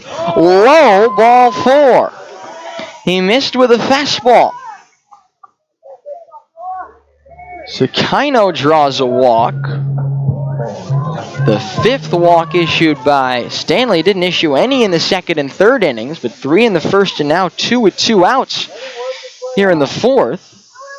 And the Oilers, after the first 2 men in this inning both struck out, have the bases loaded with 2 outs for Noah Hennings. And the Bucs are having a conference at the mound. Remember, one of the Oilers' 3 runs in this game did come in on a bases-loaded walk. Oilers have scored their 3 runs on a walk, a sac fly, and an E7. Bucs have scored their 3 runs on a ground out, a double by Dylan Fesperman, and an error in the second inning. Now batting number 24, Noah Henning. Hennings has reached on an error and struck out. He did score in that 3-run first. 3-3, bottom of the 4th of a 9-inning game. 2 outs and the bases full of O's. First pitch. Down low, ball 1. Nico Stanley, remember, making his first start of the season, a spot start for the Bucs, who are thin in the bullpen. Winds up in the 1-0. Swung on, grounded to short. Graybeck fields the long hop, throws to second to get the out there. And that retires the side. 6-4 on the fielder's choice. No runs, 1 hit, no errors, 3 left. And at the end of 4, it's still Anchorage 3 and the Oilers 3 on ESPN 1140, 96.9 FM, and RadioKenai.com. Hello, this is Dr. Jurgensen. I'm a family nurse practitioner at PCHS. I thoroughly enjoy providing healthcare across the lifespan. I believe it is important to build a strong rapport with my patients. Earning their trust helps to ensure effective and efficient management of their healthcare. Managing patients' chronic conditions as well as prevention of disease is a true passion of mine. Please call 907-262-3119 to schedule today. Peninsula Community Health Services, supporting your health. Options of Beeman's talking with Steve. Is a party coming up for your household? Well, you'll find everything that you need to make that party fantastic right here at Beeman's. Matt, we've got a wide range of Welton cake pans and decorating supplies.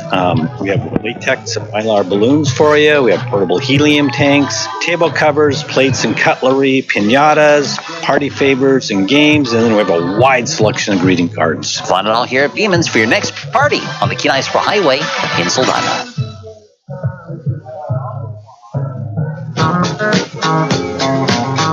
Top of the 5th inning, Carson Seaman still on the mound for the Oilers.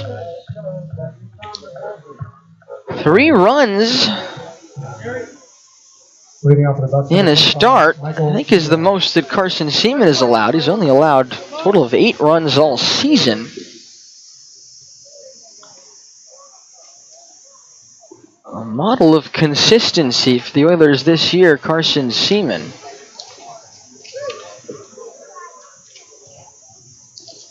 But he's still pitching here into the 5th.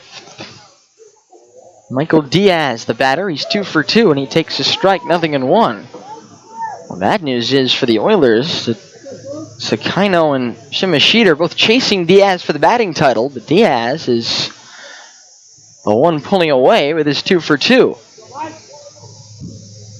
A 1 pitch, down and out, 1 ball and 1 strike.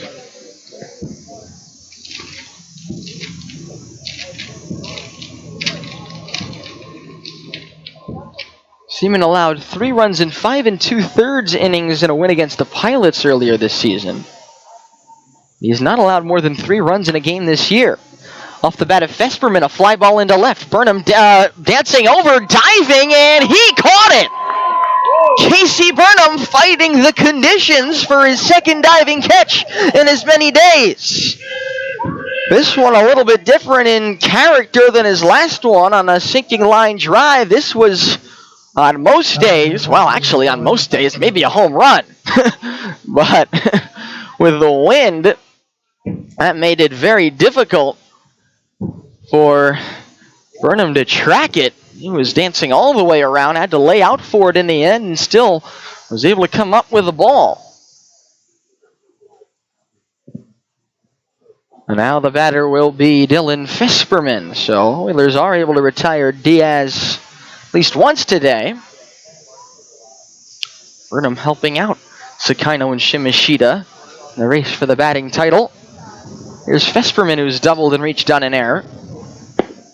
And he takes a pitch away. 1 ball and no strikes. Top of the 5th, 3-3 our score. Bucs are out hitting the Oilers 8-3 in this game. Oilers got 3 runs on no hits in the first. Bucs got 2 runs in the first and 1 in the second. Pop up right side foul and out of play. Ball brought to you by Spring Creek Correctional Center. It's brought to you by Walden Bros. They can customize just about anything but specialize in clothing like t-shirts, crops, tanks, hats, and more. Visit them at waldenbros.store. Call them today, 907-394-5510. Look at the American flag, and you can see the wind is still blowing at full force. Blowing in from left, but also kind of swirling, I'm sure. And the ball gets up there. 1-2-1. Fesperman hits a grounder foul toward the beer garden. 2-2.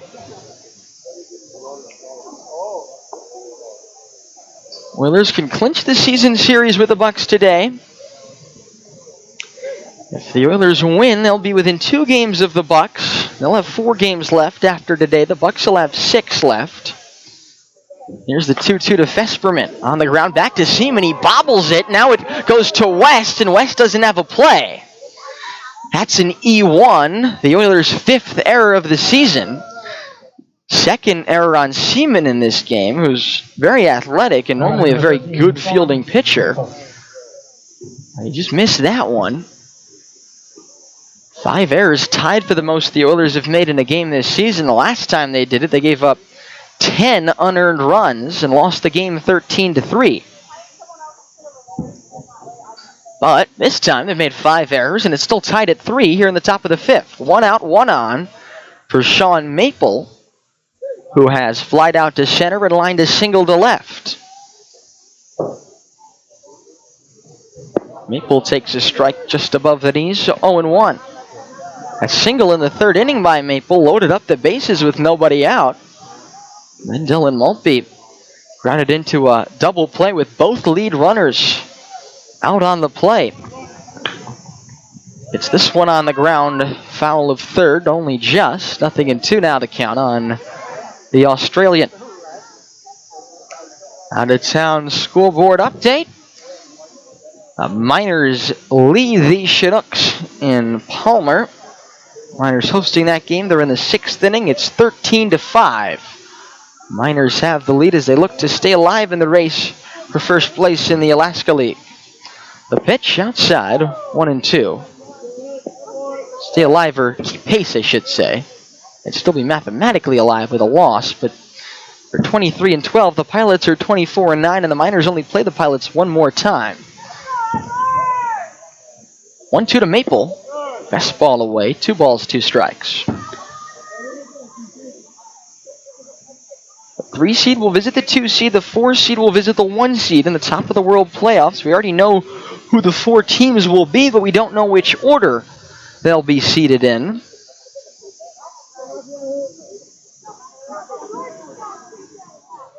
Two to Maple. is hit on the ground to second, should be 2. West flips to Becker for 1, on to first. And third time's the charm as Graydon West raises his hands, having managed the double play flip at his third attempt of the game, but it's enough here to keep the game tied for 6-3 to end the inning and pick up his pitcher after Seaman had made the error to put the runner at first in the first place. No runs, no hits, an error, nobody left. Halfway through in Kenai, as the Anchorage Bucs and the Peninsula Oilers tied at 3 on ESPN 1140, 96.9 FM, and RadioKenai.com.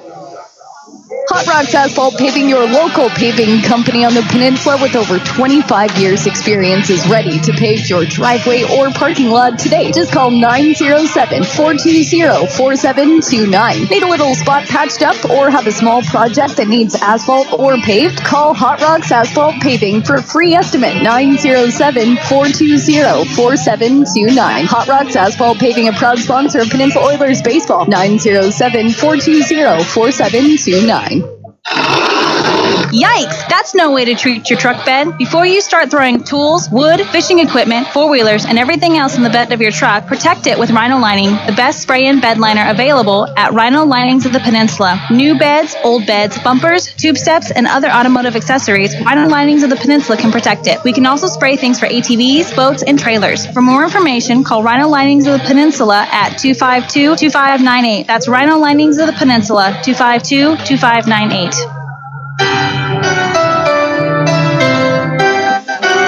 Bottom of the 5th, 3-3 between the Oilers and the Bucs. The Oilers will have Casey Burnham, Noah Hennings, and Graydon West due up. Leading off left fielder, number 4, Casey Burnham. Oh, yeah! And That's right. I already said that Burnham flied out to left field on my scorecard. I don't know why I did that. Actually, I do. It's because that's what Michael Diaz did in the top of the 5th. This Burnham flies out to the left fielder. After there's some scratching. Pitch to Burnham. Misses here. 1 ball and no strikes. Burnham 0 for 1. Fouled out his last time out. Walked with the bases loaded in the first. A 1-0. Bounced on the ground to first, and with it in fair territory is Fesperman stepping on the bag. 1 out.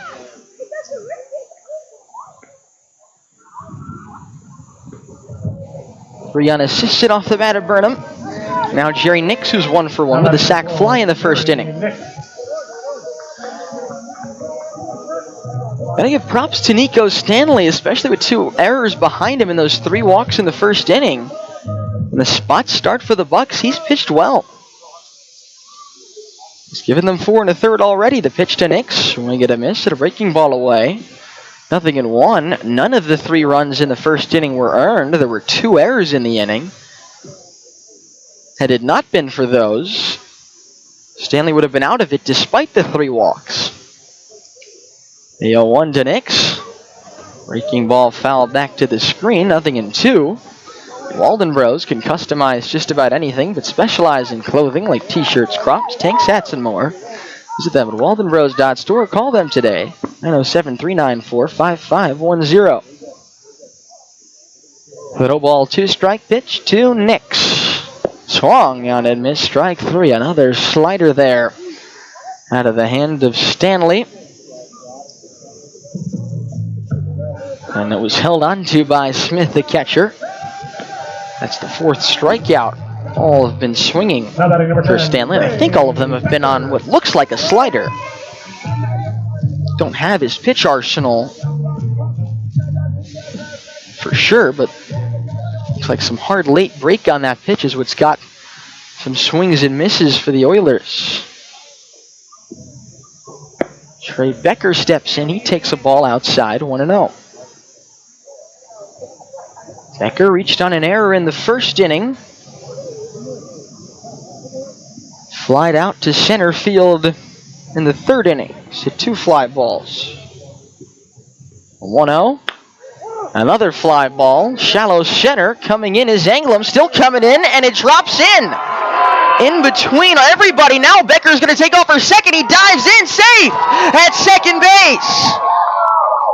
A hustle double for Trey Becker. Good base running by Trey. It almost backfired, but he got himself into scoring position. Another adventure on a fly ball. That one's not an error. The center fielder, Anglem, the shortstop, and the second baseman, Graybeck and Champagne went out converging in shallow center. By the time the ball bounced in between them, they were only a couple of feet apart. But it bounced right in that triangle, and nobody was covering second base, so Becker said, I'll go there.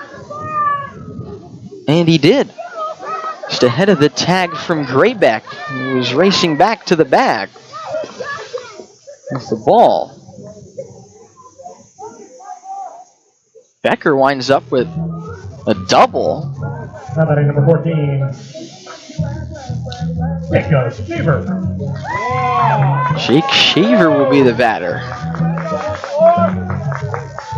I'd almost say if there's an error on that play, which there isn't,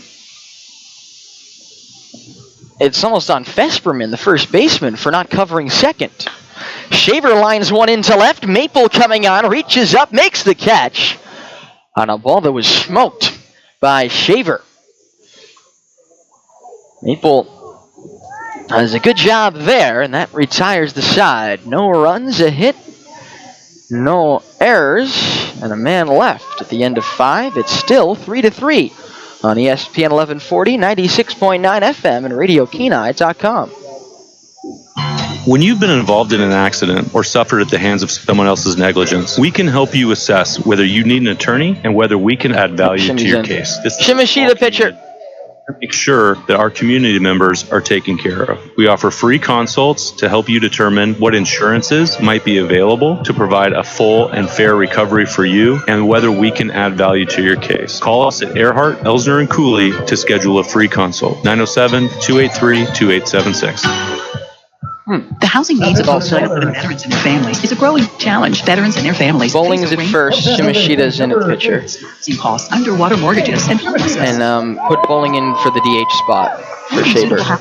For Brown, sorry. 30 are 4 times more likely to be homeless. Yeah, but Shimashita the pitcher, and then put Bowling in at first in the 9 hole. Skills to assist in any way she can. Chris Hughes, branch manager, Home State, 5260-5400. Home State Mortgage, NMLS 189191. Chris Hughes, NMLS 1179429. We begin the top of the 6th in a tie 3-3 game with a Peninsula Pumping call to the bullpen. Brought to you by Peninsula Pumping, your local homegrown septic pumping company. When you need to get your septic pumped, give your bullpen sponsor a call. Peninsula Pumping, 907-262-5969. That's 907-262-5969. For Peninsula Pumping, as James Shimashita will be the new pitcher. The Oilers' two-way phenom moves from first base to pitcher. Dalton Bowling comes in to play first base. Bowling was scratched from the starting lineup, but evidently his wrist good enough for him to come in as a substitute in the 6th inning. So that's actually very good news for the Oilers. The rest of the field should stay the same. But with Shimashita coming into the game to pitch, the Oilers will kill the DH. Won't kill Jake Brown, but they'll kill the DH for the rest of the game.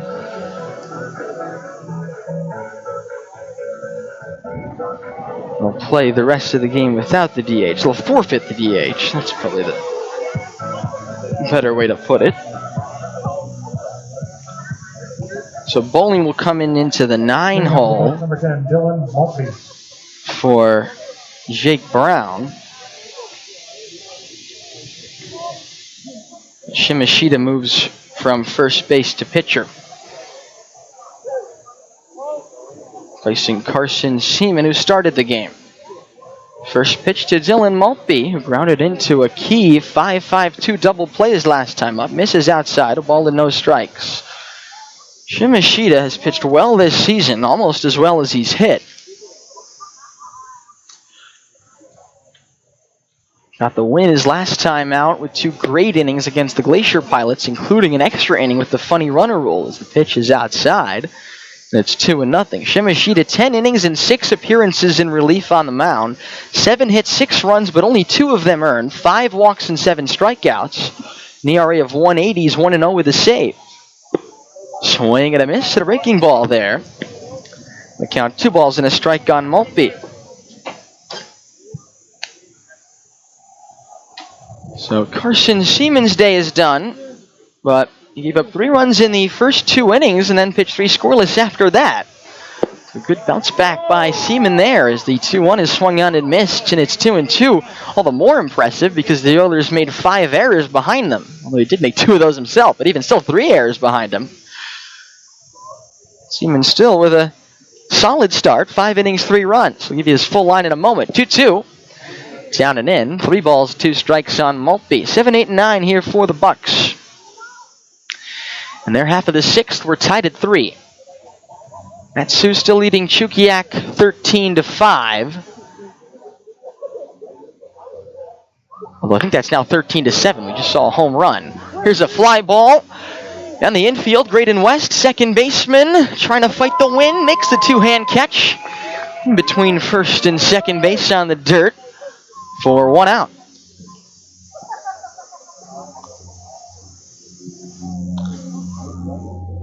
Well, that is 13-7 now. Somebody for the Chinooks just hit a 2-run homer to left.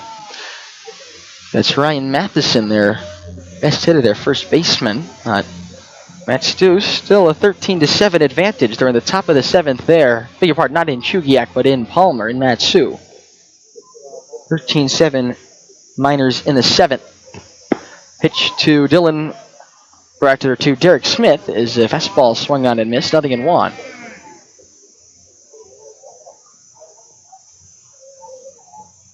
Carson Seaman. His pitching line will be brought to you by Everybody Rides Again. Looking for used vehicle? No credit, bad credit, no problem. Your job at a small down payment is all you need. Pitch on the inside corner, strike 2 to Smith. Located on the big corner, Cape Beach and Poppy Lane, call 907-260-3053. That's 907-260-3053. Everybody Rides Again. Pitch. Misses, 1-2. Seaman goes 5 innings in the start. Gives up 8 hits, 3 earned runs, no walks, and 1 big strikeout. Came with 2 out and 2 on to end the 3rd. And Smith was the victim his last time up. 1-2. Swing and a miss. Strike 3. Shimashita threw a pitch with some run. Maybe a changeup. Outside. 2 outs now and nobody on in the top of the 6th. Still 3-3 our score. Carson Seaman will end up with a no decision, so his record will remain 5-1.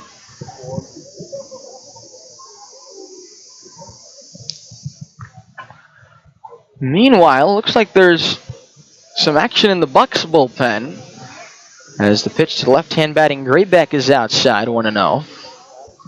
Shimashita, a left-handed pitcher from San Jose State, working from the third base side of the rubber from the stretch. Even with no one on base, sets at his chest, the kick in the pitch. Taken for a strike. Fastball, and it's 1-1. I think that's Blake Hammond who just came in from the bullpen along with his catcher, and I think Hammond will probably go into the game for the Bucs next to pitch the 6th.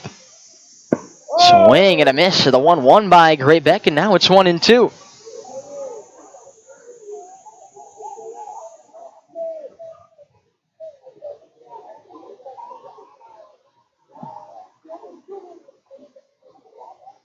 One-two pitch, down low. 2 balls and 2 strikes. 2 outs, nobody on. Top of the 6th, our score, Oilers 3, Miners 3.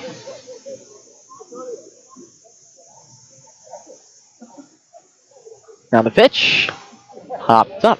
Knocked over the press box and behind us, out of play. Still 2 balls, 2 strikes. So it looks like it's going to be Nico Stanley's Santa Clara teammate, Blake Hammond, who will come into the game for the Bucs. 2-2. Breaking ball, strike three call. Beautifully dropped in at the knees by James Shimashita. Pitch is a 1-2-3, top of the sixth. We go to the bottom half. Tied at 3 still on ESPN 1140, 96.9 FM, and RadioKenai.com. Hello, I'm Marty Hansen, owner and manager of Eyewear Express. Nice brand new glasses from Eyewear Express. Everything is crystal clear. You have them a month, and the lenses look like you snagged them out of the Kenai, all scratched up. Well, at Eyewear Express, you can get those lenses replaced for free if you get them with the scratch guard coat. Let me say that again. Eyewear Express will replace your Kenai River looking lenses for free. See the store for details. Eyewear Express in the Peninsula Center Mall, Soldotna, 260-9199. Attention, attention, please. Pita Pit has come to Kenai. That's right. The same pitas you've come to know and love from our store in Soldotna are now available in Kenai. We're serving up our fresh grilled, flavor-filled pitas and refreshing real fruit smoothies all summer long. Open every day at 11, you can find the Pita Pit food truck in front of the old car wash just past the Kenai Visitor Center. Pita Pit food truck? Pita Pit food truck.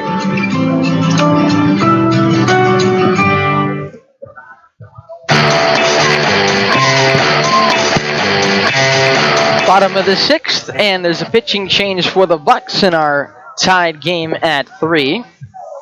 Pitching change brought to you by Peninsula Pumping, your local homegrown septic pumping company. When you need to get your septic pumped, give your bullpen sponsor a call. Peninsula Pumping, 907-262-5969.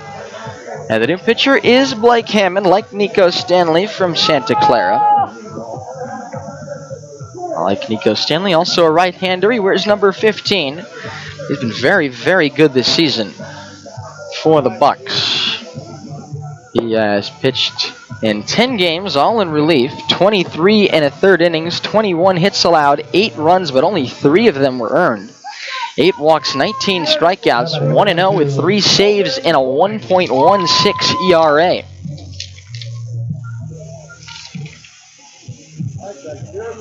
Hammond, I don't think, qualifies for the ERA title at the moment. You have to have 0.8 innings per team game played for that. And I think he's just below that, Hammond.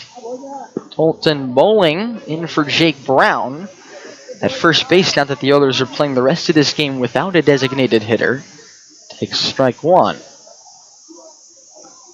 The 0-1 pitch, swung on the ground is short. Graybeck up with it. Coxon fires to first, on time by 1 step, 1 out.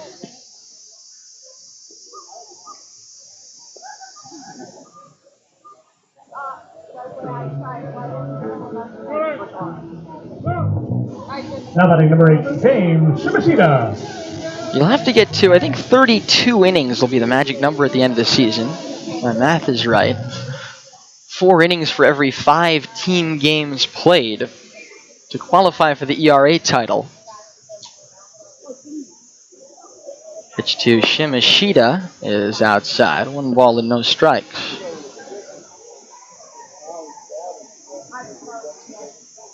Hammond pitched earlier in this series, getting the save in the second game of it. Pop up left field, coming in, Maple coming out, Graybeck falls down and makes the catch. Nice job by Cody Graybeck, doing something similar to what Trey Becker did earlier in the game, taking charge of a ball that on a normal day with normal wind is probably the left fielder's ball, but Now batting number 27, Graybeck helping out Maple there. Batter now will be Trey Becker. Or rather, will be Braden West. Braden West 2 for 2 with a sacrifice bunt. Hammond with 2 innings, 3 hits, 1 run, and 3 strikeouts. As he closed the door on the Oilers, pitching the 6th and 7th innings on Friday in Game 2, a game the Bucs won 2-1. West fouls it back, 0-1. As Brought to you by Walden Bros. They can customize just about anything, but specialize in clothing like t-shirts, crops, tanks, hats, and more. Visit them at waldenbros.store. Call them today, 907-394-5510. Hammond almost blew the save, but for Casey Burnham, slipping coming around third base in that game. Here's a ground ball to second, charged by Champagne. Sidearm throw on the run on time. Nice play by Alex Champagne.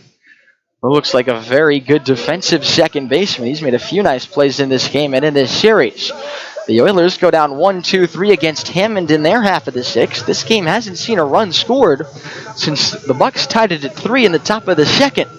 We go to the seventh. It's now 3-3 still on ESPN 1140, 96.9 FM, and RadioKenai.com. It's a summer sale going on at Safe and Sound in Soldotna. Get your boats, RVs, side-by-sides, and motorcycles in and set up with the best audio setups available. And all in-stock marine speakers are on sale now. Also get 25% off all lighting in stock. Safe and Sound is a factory direct dealer for Alpine, Focal, Hertz, JL Audio, JVC, Kenwood, Nakamichi, Pioneer, and Rockford Fosgate. You'll always get the lowest prices on the peninsula for Rockford Fosgate. It's a summer sale going on right now at Safe and Sound, located across from Beeman's in Soldotna. If you're in the market for excavation and landscaping services, the place to call is Earthscapes, LLC. Earthscapes offers high-quality service at a price you can afford. They specialize in tree removal, general excavation, new driveway installations, landscaping, and hardscaping. Earthscapes serves the Kenai, Soldotna, Nikiski, and Sterling areas and are licensed, bonded, and insured. Call Earthscapes, LLC for your excavation and landscaping needs. 907-398-7624 for your free quote. Earthscapes, LLC.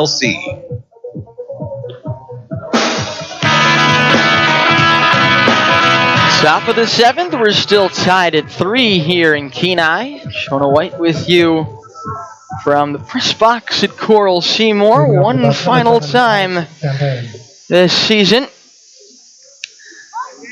We'll be on the road on Friday next at the Miners for a doubleheader. Those games scheduled for 4 and 6, and so we'll be on with the Sweeney's pregame show at 3:40. Follow the Oilers into their playoff run. Final 4 games of the regular season on the road, and they'll be on the road in the playoffs too. As the 0-1 is fouled off to the left and out of play by Alex Champagne, who is 2 for 3 with a run scored, and he's been on base all 3 times, reaching on an error in the second. Takes a ball low from Shimashita. 1 ball and 1 strike. The Bucs score through 6 innings. 3 runs, 8 hits, 2 errors. 6 men left on base for the Bucs. 3 runs, 4 hits, 5 errors, 8 left on base for the Oilers. It's been a weather-affected game. The pitch is high, 2-1. Beautiful day now. Almost exclusively blue skies. The sun shining here in Kenai. The 2-1, up and in, 3 balls and a strike. The wind may have decreased just a little bit. I think it has. Trees aren't swaying quite as much, but it's still a windy day to be sure. 3-1. Did he go? No, he didn't, says Jacob Waldrop on appeal, and it's a leadoff walk for Alex Champagne in the 7th inning.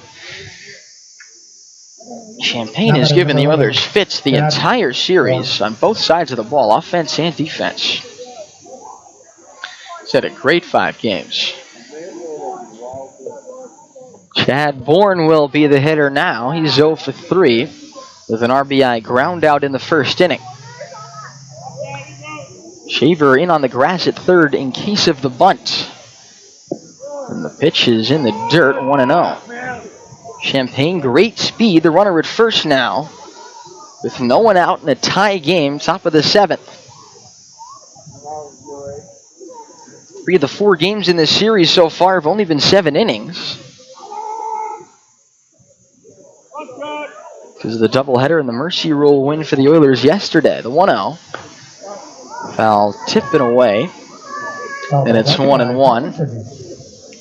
Brought to you by Walden Bros. They can customize just about anything but specialize in clothing like t-shirts, crops, tanks, hats, and more. Visit them at waldenbros.store. Call them today, 907-394-5510.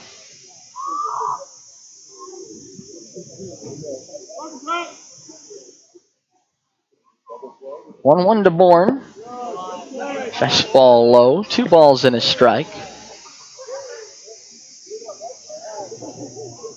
Nobody warming up in the Oilers bullpen at the moment or in the Bucs bullpen. So play the top of the 7th in a 3-3 game tied. Runner at first, no one out. A runner goes. Ground ball through the left side. Base hit. Champagne has to stop at second as Burnham gets up with it quickly in shallow left field. But the first 2 have reached for the Bucs. Here in the top of the 7th inning, 2 on with nobody out in a tie game. And Garrett Anglam coming up. Now batting number 26, Garrett England. Anglam is only 1 for his last 15 in this series, but that one was a home run yesterday.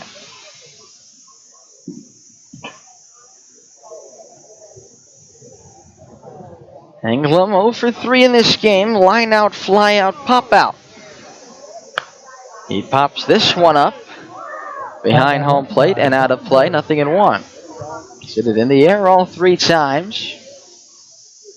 England will be followed by Diaz and then Fesperman. 3 dangerous hitters in the middle of this Bucs order. First and second, nobody out at the top of the 7th. The 0-1 pitch. Fastball inside, 1-1.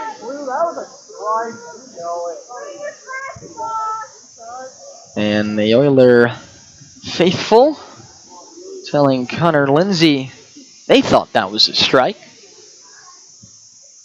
Okay. 2-1. Fastball up and away. 3-1. Now a little bit of a dangerous situation. Michael Diaz, the best batting average in the ABL, on deck. 3-1 with 2 on and no one out. Here in the top of the 7th, we're tied at 3 for the moment. Here's the pitch. Down and away, ball 4. Oh, strike 2. Didn't see Connor Lindsay say strike. It's a huge call. Anglam thought he'd walked, but Connor Lindsay says strike 2. Anglam was halfway up the first baseline.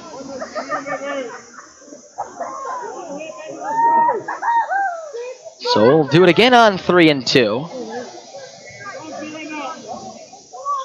Pitch. Popped up, foul ground, left side. That'll reach out of play. Still 3-2 on Garrett Anglam.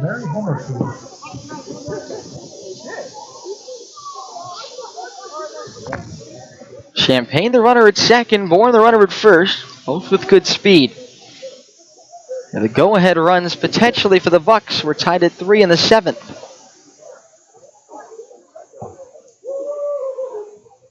Three and 2 on Anglam. Shimashita steps off. They're still playing in Palmer in the bottom of the 8th now. 13-7 still the score. Matsu leading Chugiak Eagle River.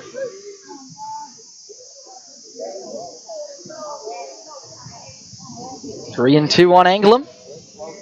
Now the pitch. Breaking ball, out and in. It gets away. It's ball 4. Champagne turns around third, but Nick's able to find it at the backstop. So it's ball 4 and nothing worse. But the bases are loaded with nobody out for the Bucs for the second time this game. Now batting number 25. The Oilers will hope that they can get out of this just like they did in the third. The bases loaded and nobody out. Carson Seaman working out of it.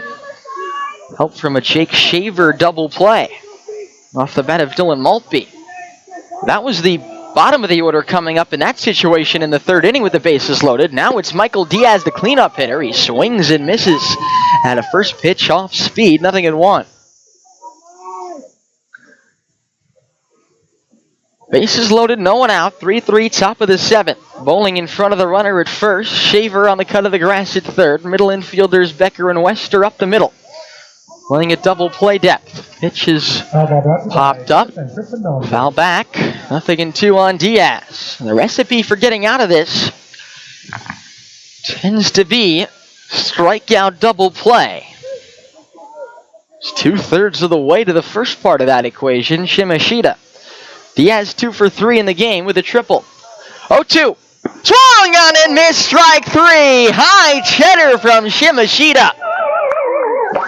Huge strikeout of Diaz. 3rd strikeout in the game for James Shimashita. He helps himself out in the race for the batting title that time. Now Dylan Fesperman will come up. He's 1 for 3, but he's been on base all 3 times. Reached on an error his last 2 times. 5 errors in this game, except somehow no unearned runs scored by the Bucs. This one is hammered toward left down the line. If it's fair, it's trouble, and it is. It's headed toward the corner. Burnham plays it off the fence. 2 runs are in. Headed around third is Engelum. The throw won't be coming, and it's a 3-run single. Oh, and Fesperman might have hurt himself coming around first base. It's the extremely rare 3-run single for Fesperman, but Fesperman is going to be replaced. I didn't know what happened as he rounded first, but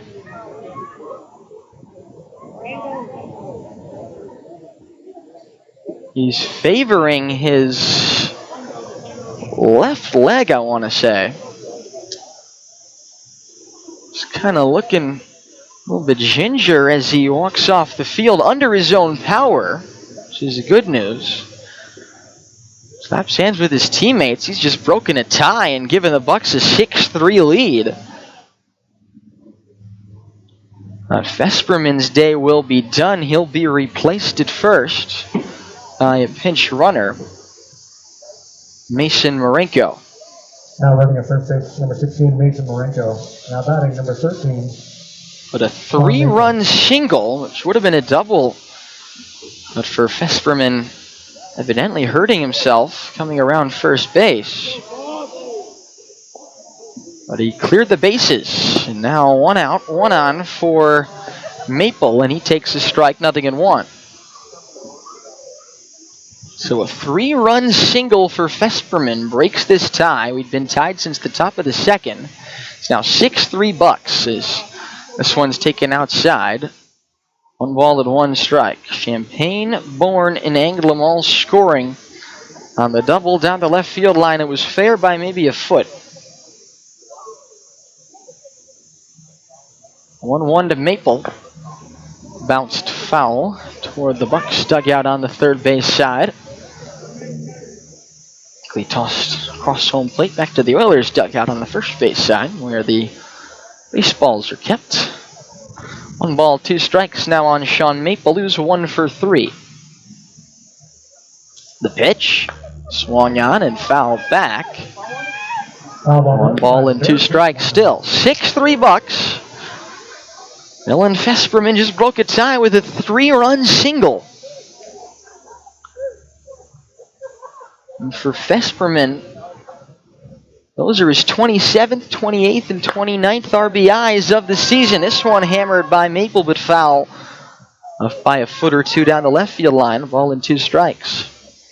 I beg your pardon. Actually, that should be RBIs 28, 29, and 30 for Fesperman because he already had an RBI in the first inning with his double then. So a 4 RBI day for Fesperman, even though he comes out after rounding first base. That ties Fesperman for the RBI lead with the Miners' Alex Vergara. Assuming Vergara didn't get any RBIs today as the pitch misses high, 2-2. That's not a good assumption because the Miners lead the Chinooks now 15-7 in the 9th. 2-2. Popped up by Maple, right side of the infield. Nix runs over near the fence, but it's out of play. And the count 2 balls and 2 strikes. Goes out of the field of play, take it back with 2 checks. For Sammy Surprise. Sean Maple, 1 on, 1 out, top of the 7th. Dylan Fesperman giving the Bucs a 6-3 lead with his 3-run single. And it's Marenko, the pinch runner at first, with 1 out. 2-2 to Maple. Fastball foul back. Still 2 balls and 2 strikes. This is a long inning now for Blake Hammond waiting in the dugout. So he pitched a very quick bottom of the 6th. He'll be waiting a long time before he goes out to pitch the bottom of the 7th. 2-2. On the ground toward third, a fair ball. Shaver throws to second, and West drops it. Fielder's choice, E4. It'll be the 3rd error of the game on Graydon West, who normally plays third base. But with Sakino in center field, West is at second. And he's now made half of the Oilers' 6 errors in the game.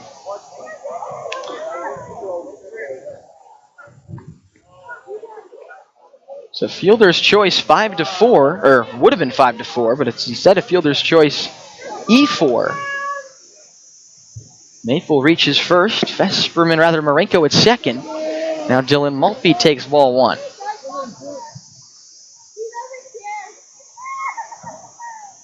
Oilers made 5 errors first game of the season.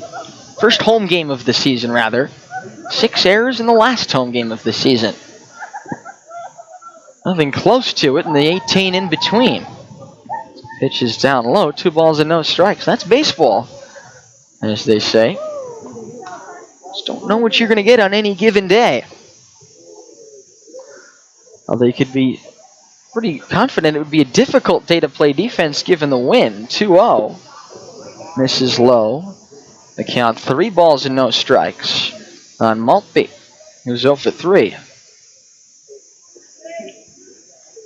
But still didn't think the Oilers would make 6 errors in the game. Still only with 1 out in the top of the 7th.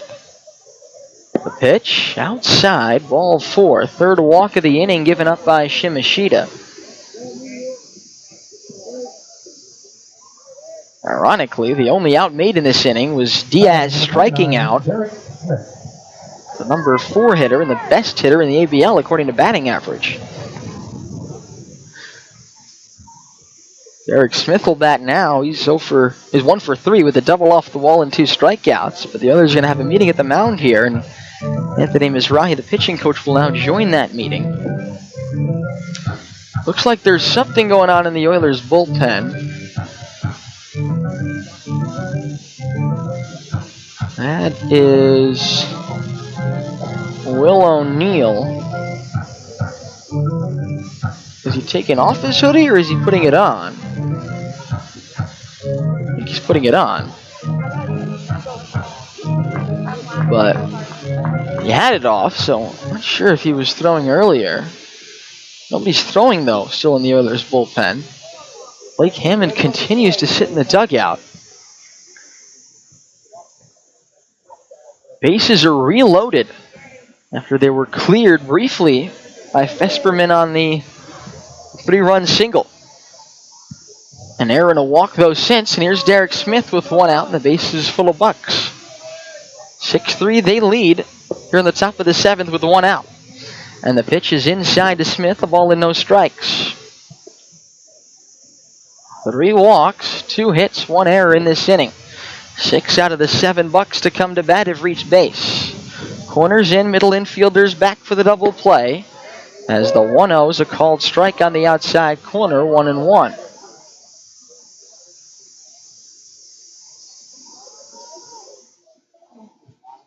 Six runs on 10 hits for Anchorage, 3 runs on 4 hits for the Peninsula. A 1-1. Way outside and high, 2-1. The bottom of the order now, Smith, the 8th batter and the 8th batter to hit in this inning. Then Grayback on deck. 2-1 offering on the way. Swung on and missed. Down low, and it's 2-2.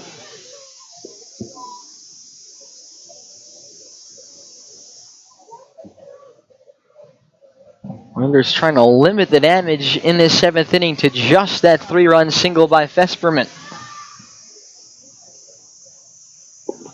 2-2. In the dirt, walked by Nix. And the count's full. There's no place to put Derek Smith.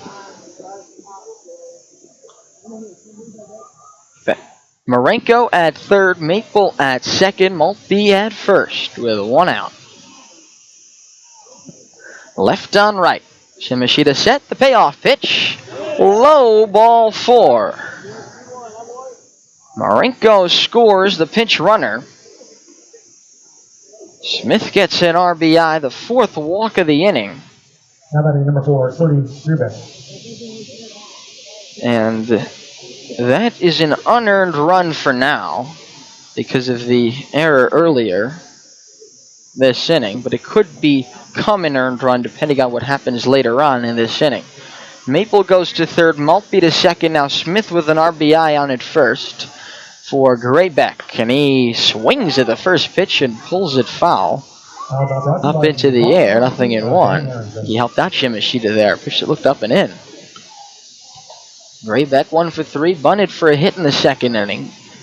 Flied out in the 4th and struck out against Shimashita in the 6th. Night and day, Shimashita the 6th and the 7th. 1, 2, 3, 6th. Still just 1 out in the 7th and 4 runs already in. The bases still loaded. The 0-1 is in for a strike at the knees, 0-2. They'll bat around. They are batting around in this 7th inning. Grayback, the number 9 hitter, the pitch. Low and away, gets away from Nix, and a run will score. Maple jogs home. Going to third base is Maltby, and going to second base is Smith. It's 8-3, still just 1 out. That's a wild pitch from Shimashita. Now we talked about the Bucs' lack of pitching depth. Oilers are pretty thin at the moment too. Shimashita being asked still to get through the 7th inning. No more force out. Now 1 ball and 2 strikes. That makes the first run earned. Maple's run, though, is unearned because he reached on an error. The 1-2. Outside. 2-2. Shaver and Becker, the left side of the infield. West and Bowling, the right side of the infield. They're all in on the edge of the grass. 5 runs in the 7th inning for the Bucs. 1-2. Way upstairs. 2-2.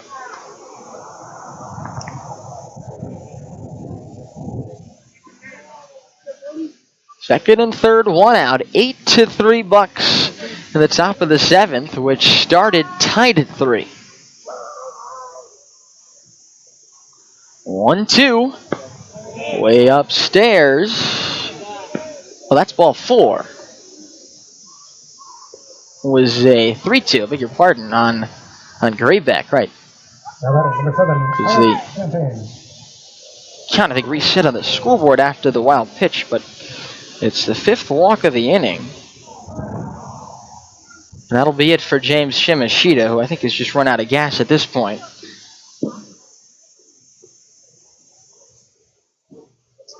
And we'll see who the new pitcher is for the O's. It's going to be Will O'Neill.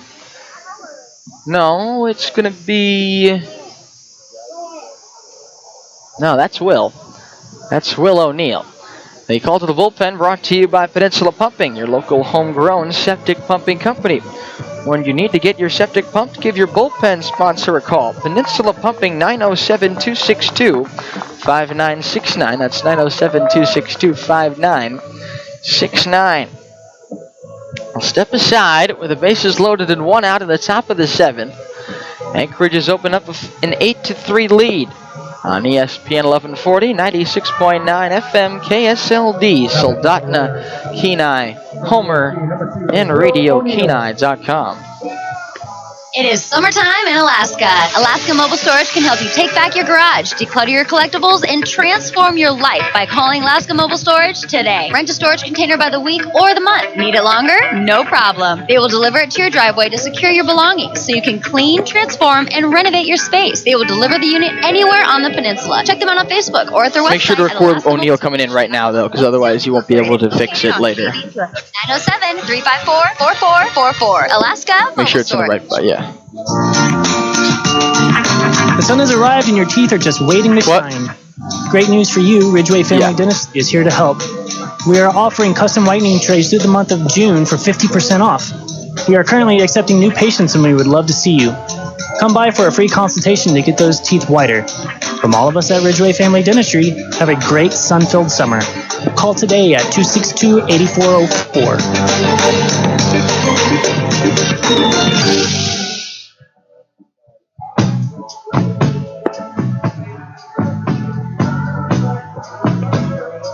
It's the top of the 7th inning. It's been a long top of the 7th inning. There's only one out in it. The Bucs have the bases loaded. They've already scored 5 runs off James Shimashita.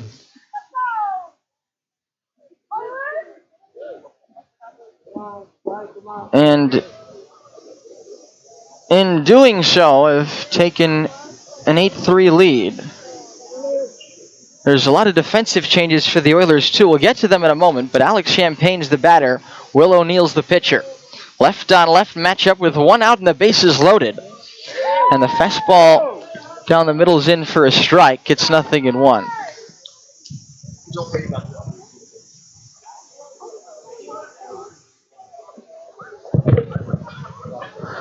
No balls and 1 strike on Champagne, who led off this inning with a walk.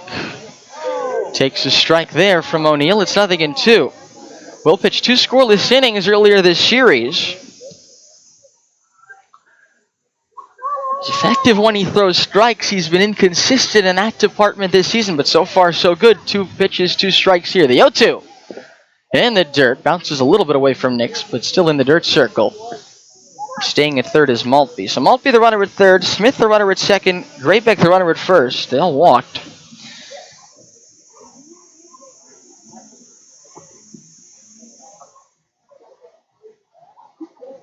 Still in the 7th inning. Champagne the batter. 1-2. Down and away. 2 balls and 2 strikes. And Machida responsible for all 3 base runners at the moment.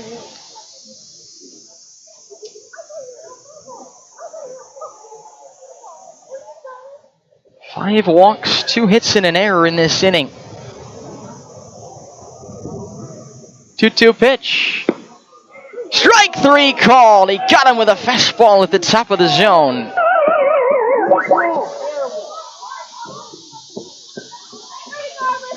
I don't think the Bucs like that call. Borderline pitch at the top of the zone.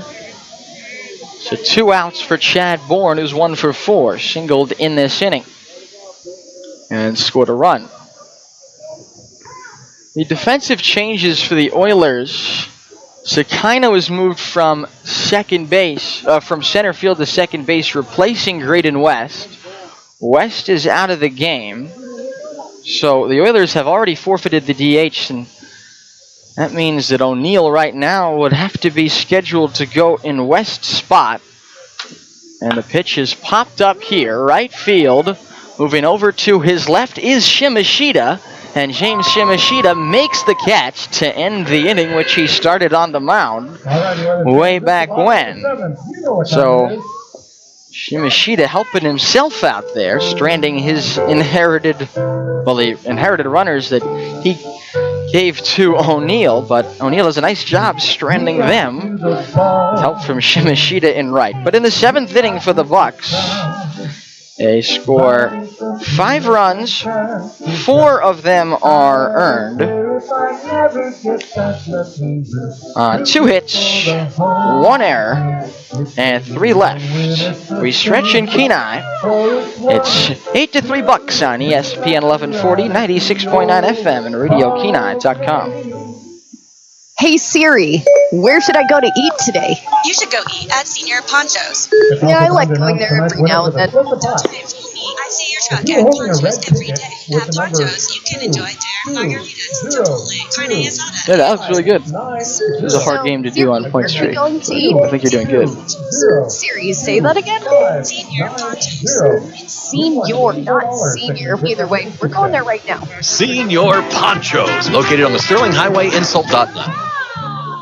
Is buying, refinancing, or renovating a home in your future? Hi, I'm Diane Durfee with Prime Lending, and I'm here to help you achieve your homeownership goals through our simple and hassle-free home loan process. I'll be by your side delivering personalized service, professional guidance, and timely results on the way to your ideal home loan. So call me today at 907-690-3811, because with Prime Lending, the right home loan starts here. Diane Durfee, Production Manager, NMLS 759439. All loans subject to credit approval, rates and fees subject to change. Prime Lending, a Plains Capital Company, NMLS 1364, Equal Housing Lender.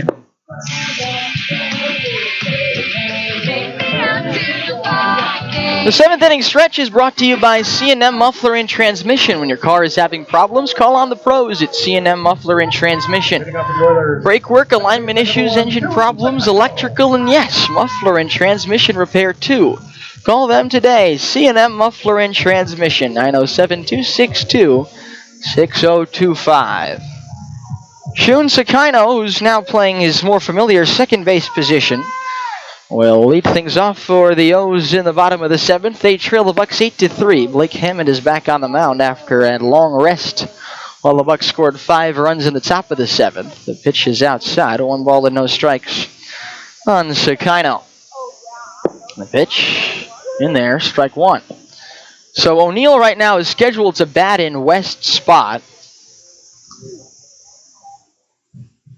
The Oilers have forfeited the DH, so that's the pitcher's spot. And I think the reason the Oilers make that double switch with West coming out is just having to do with the batting order. This is a fly ball into left field, Maple over into left center.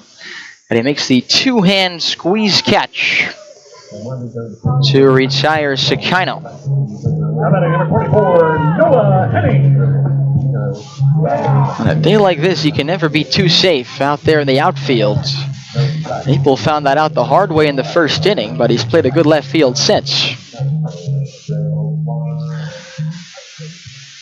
A batter will be Noah Hennings, and he'll talk with Kevin Clancy.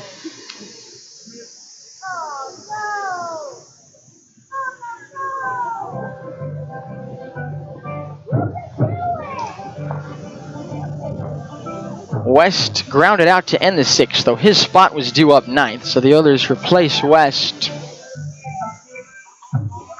who did have 2 hits in the game.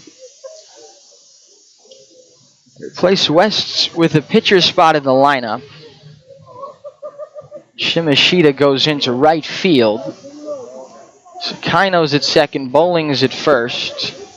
Becker and Shaver on the left side. Hennings moves from right to left field, and Burnham moves from left to center field. Those are all the changes from the top of the seventh, as the pitch to Hennings is a ball 1-0. The only change in the lineup, again, West coming out, and the pitcher spot is now in the number 2 hole. 1-0 is hit hard to left field. Maple going back, sliding, and he came up with it. Tumbling catch in left field by Sean Maple.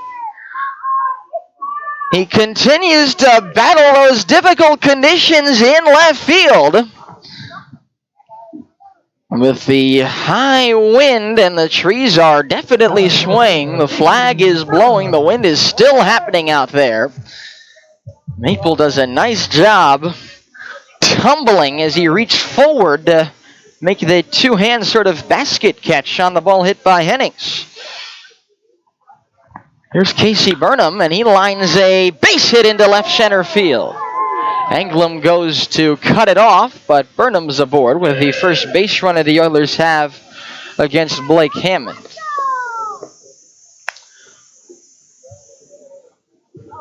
Every single one of the Oilers' 5 hits in this game has come with 2 outs. And all but 1, 4 of the 5 with 2 outs and nobody on base. The other day, Larry McCann said timely hitting is the big thing the Oilers want to focus on going into the playoffs. Well, Hasn't been much of that today. As the pitch to Nix is in for a strike, 0-1. Oilers' only 3 runs in the game came in the first inning. Basically, didn't have to do a ton to get those. 3 walks and 2 errors. The 0-1 to Nix, who's 1 for 3, lined into right center field toward the gap, a base hit. Burnham will hit second and keep on running. Kevin Clancy's going to hold him up at third, ahead of a rifle throw into the infield by Bourne. Nix holds on at first, so a couple of 2-out singles for the Oilers. One was able to get to that in the gap, keep Burnham from scoring. Trey Becker will bat with a chance to get some runs back for the Oilers. 8-3 Bucs. The difference in this game, 5 runs in the top of this inning for the Bucs. And Becker now batting with 2 outs and runners on first and third in the bottom of the 7th. He's 1 for 3 with a double his last time up.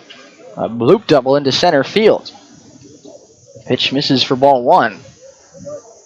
Still in the triangle between second, short, and center field, and then Becker with a heads-up play went to vacated second base to turn it into a hustle double. A 1-0 outside and low, 2 balls, no strikes. Jake Shaver's due up on deck.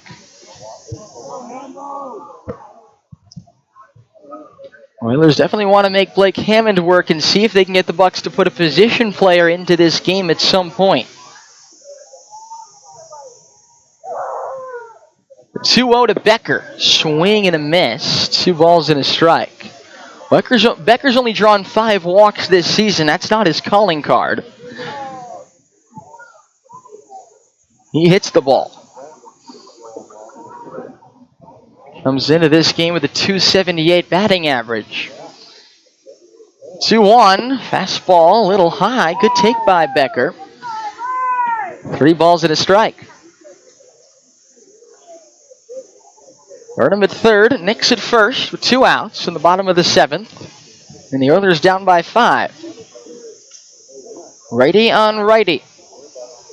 3-1 is on the outside corner. A strike called as Becker was beginning to take off his batting gloves and head toward first base. It was strike 2. 3-2 and 2 outs. That means Nix will have a head start at first. Fesperman backs up behind him. Payoff pitch is swung on and poked foul toward the right field side bleachers.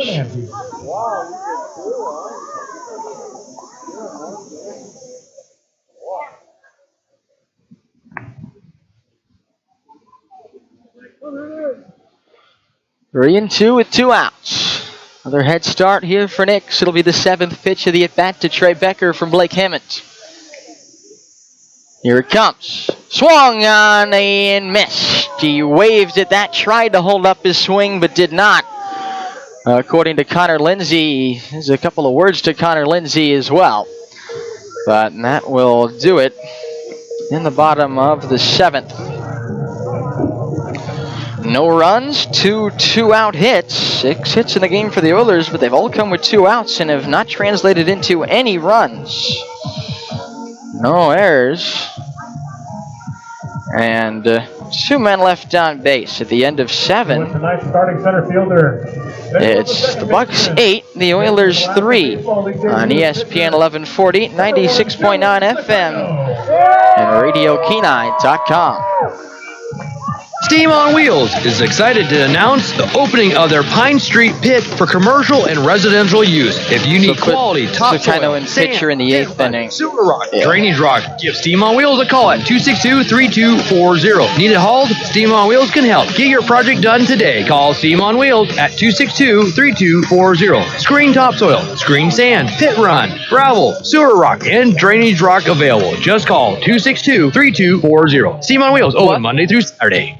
Surgery Center of Kenai, your trusted outpatient surgery center. When choosing Surgery Center of Kenai, you and your family will experience firsthand our strong commitment to high-quality surgical care that has a focused attention on you and your experience. offering specialty service in ear, nose, and throat, orthopedics, pain management, hand, wrist, and upper extremities, gastroenterology, GYN, spine, and urology. Surgery Center of Kenai, making a positive difference in our community, one patient at a time. Check us out on the web at kenaisurgery.com.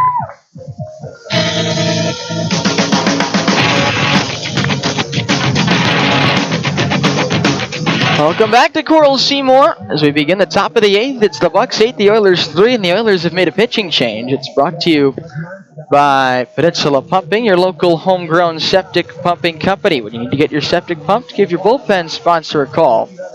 Peninsula Pumping, 907-262-5969. The new pitcher is Shun Sakino. That's right, Shun getting his first chance to pitch.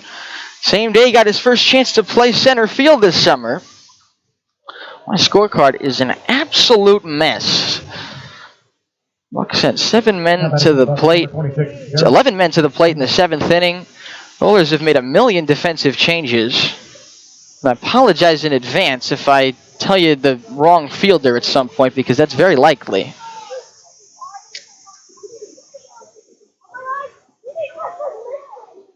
Pitch to Anglem is line caught by Dalton Bowling, who's at third base now. 1 pitch, 1 out for Sakino. How's that? So we'll give you the whole defense now for the Oilers, and it's different from what it was before, which was different than what it was before, and so on. Nix is still catching. Bowling is the third baseman. Becker's at short. Shaver moves to second base. Ethan Firestone comes in at first base, and he takes the pitcher's spot in the batting order, or what was the pitcher's spot in the batting order. One previously occupied by Graydon West, as the pitch to Michael Diaz is fouled back to the screen, 0-1. Diaz is having an at-bat now against 2 of the guys that are chasing him in the race for the batting title. Shimashita struck him out, the only out that Shimashita recorded in the 7th inning. I know, ahead of him 0-1. Right-hand pitcher, the pitch. Just off the outside edge, 1-1. So kind of a left-hand batter, but a second baseman, so a right-handed thrower. Working from the first base side of the rubber.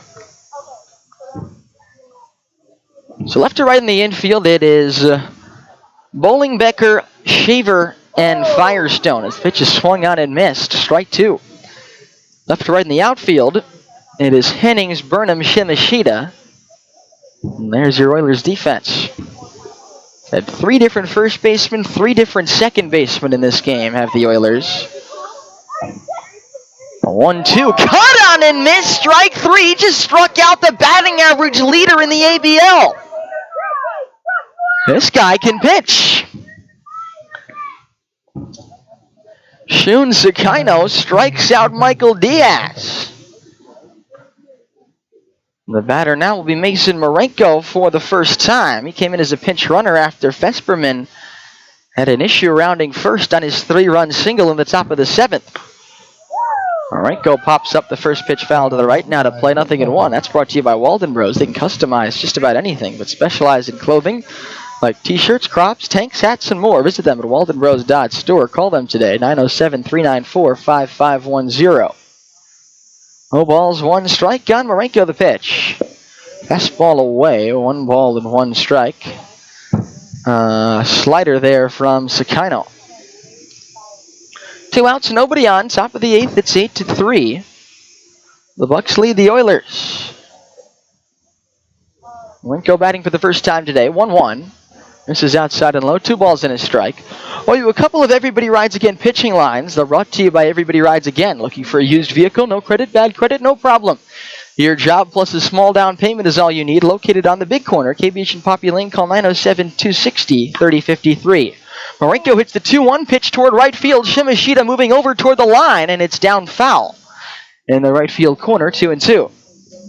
907-260-3053 for Everybody Rides Again. Shimashita, an inning and a third, 2 hits, 5 runs, 4 earned, 5 walks, 3 strikeouts. O'Neill, 2/3, no hits, no runs, no walks, 1 strikeout. Sakino, a strike away from a 1-2-3 inning in his pitching debut this summer. On 2-2, Marenko takes and checks his swing successfully. According to Brad Polk, it's low and it's 3-2.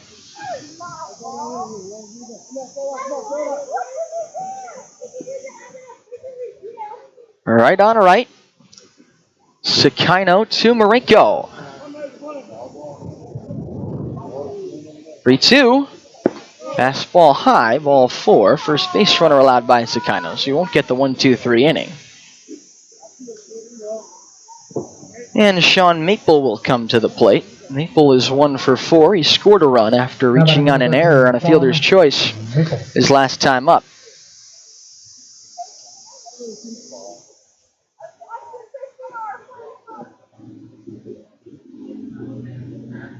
Sean Maple from Adelaide, Australia. Hits a one-hopper to Becker, who backhands and spins and throws overhand to Jake Shaver, covering the second base bag.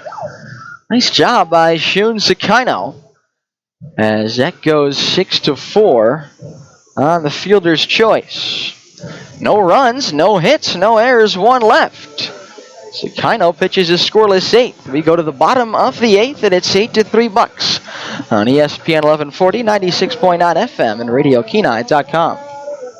So, you're on K Beach Road and wanted a great cocktail or favorite beer of choice? It's simply just want to unwind? The place to stop is the Vagabond Inn, where you're sure to have lots of laughs, beers, and lots of cheers, plus the best drink prices in town. The Vagabond Inn is a sports bar, liquor store, and it's a perfect hangout with friends. Oh, and NASCAR fans are sure to always have all your NASCAR on weekly, along with cornhole and horse feed in the back. Check their Facebook page for weekend entertainment. The Vagabond Inn, located on K Beach Road.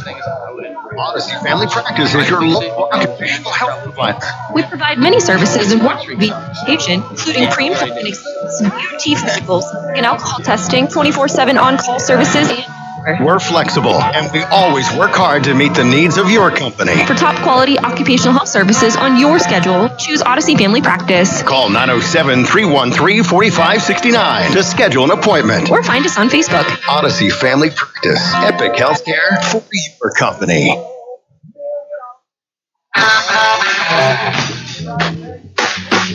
Bottom of the 8th, the Bucs lead the Oilers 8-3. Jake Shaver will be the first batter here for the Oilers. Final in Mat 2. The Miners 15 and the Chinooks 7. So the Miners improve to 24-12, level on wins with the Glacier Pilots. 3 behind the loss column, so 1.5 games back of first place overall. The Chinooks drop to 6-29. Pitch to Shaver.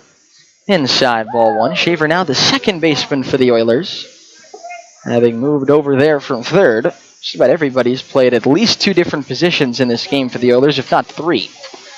Shaver 0 for 3 at the plate. He lined out his last time. The 1-0 popped up away to the right side, 1-1. Walden Bros can customize just about anything, but specialize in clothing like t-shirts, crops, tanks, hats, and more. Visit them at waldenbros.store.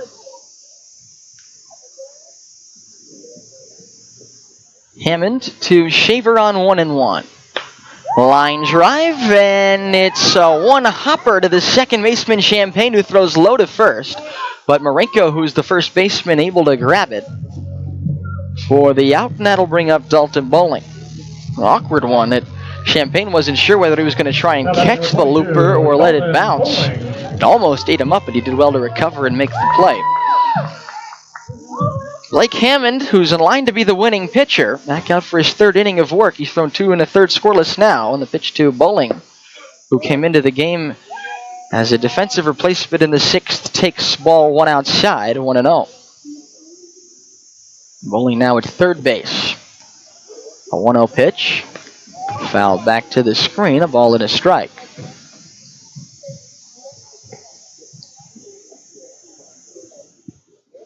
Eight to 3 Bucs, bottom of the 8th inning, 1 out and nobody on. If the Bucs win, that would even up the season series at 5 games apiece. And the 1-1 to Bowling. Swing and a miss. The ball in the dirt. And it's a ball and 2 strikes. Shimashita, top of the order on deck. 1-2. Reached for and popped foul behind us out of play. Ball brought to you by Michael and Diana Tice. If the Bucs win, they'll even up the season series at 5 games apiece. They'll be 4 games ahead of the Oilers at 18 and 16. The Oilers will be 15 and 21. Here's the 1-2 to Bowling. Swing at a missed strike 3. So 2 are out, and it's looking more and more likely that the Oilers are going to be the number 4 seed in the top of the world playoffs. A Bucs magic number would be 2 if they win this game to clinch 3rd place over the Oilers outright without needing the tiebreaker. It'd be 3, then, rather it would be 1 if the Bucs would win the tiebreaker. I'll have to check after the game, but the pitch is fouled away to the left by Shimashita, 0-1.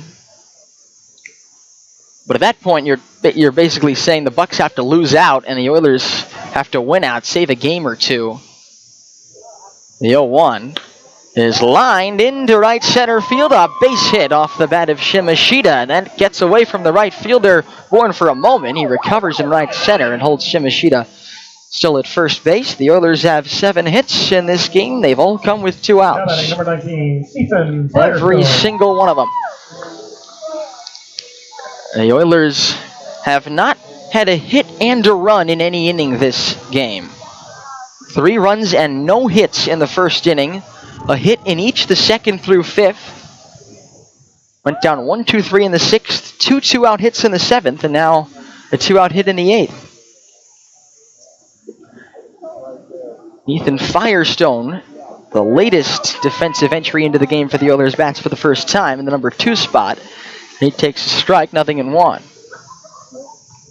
Firestone in a really good season so far. He came up about halfway through it, but his on-base percentage is .500 the time he's been at the plate. The 0-1 down low, and it gets away from the catcher Smith. Shimashita jogs up to second base on the wild pitch from Hammond.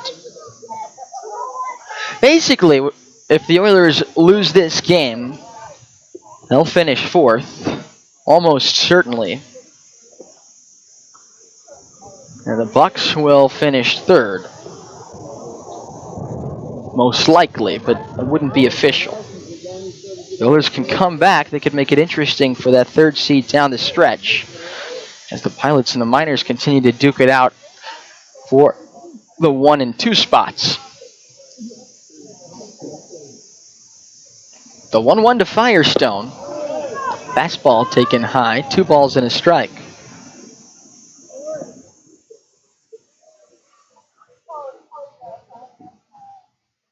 Sakino is on deck.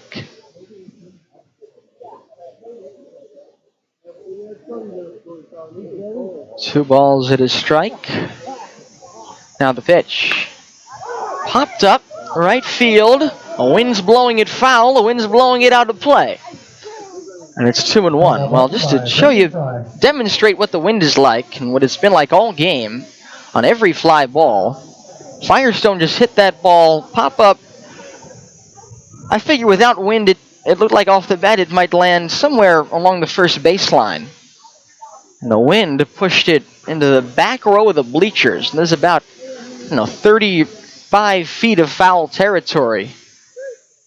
Then that first base side.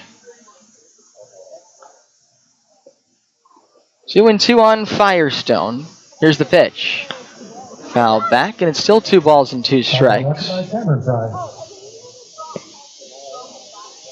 Oilers will next be in action on Friday with a doubleheader in Matsu against the Miners.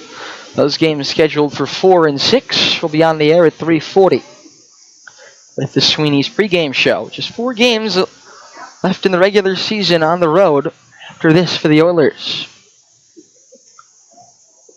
They come into this with an 8-11 home record this season. 2-2 is lined toward right center field. Anglem on the run, won't get there. It bounces in for a hit. Shimashita rounds third. He'll score easily. It's an RBI single for Ethan Firestone. The Oilers have finally produced a run in this game themselves via hits.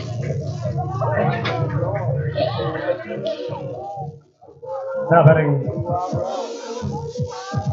Number 1, Tune Sakino. So, RBI single there for Ethan Firestone, and now the pitcher will bat Shun Sakino. He's gone from center field to second base to pitcher. Noah Hennings on deck.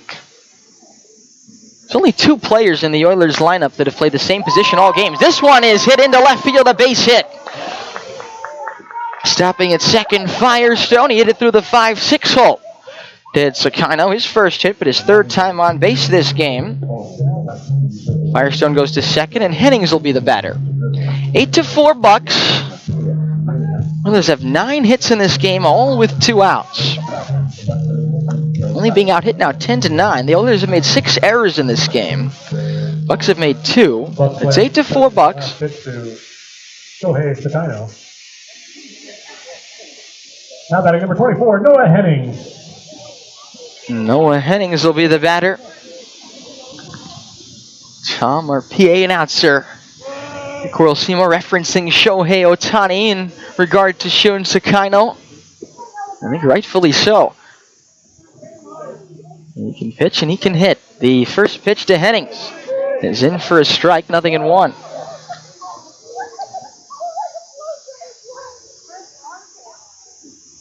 Noah is 0 for 4. He reached on an error and scored in the first. 8-4 Bucs, 2 on, 2 out, bottom of the 8th. This is a pop-up, and the wind is going to keep the at-bat alive for Hennings.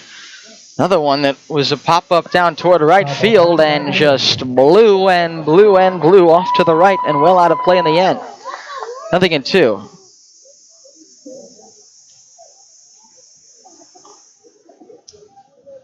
The wind continues to blow from left field towards first base.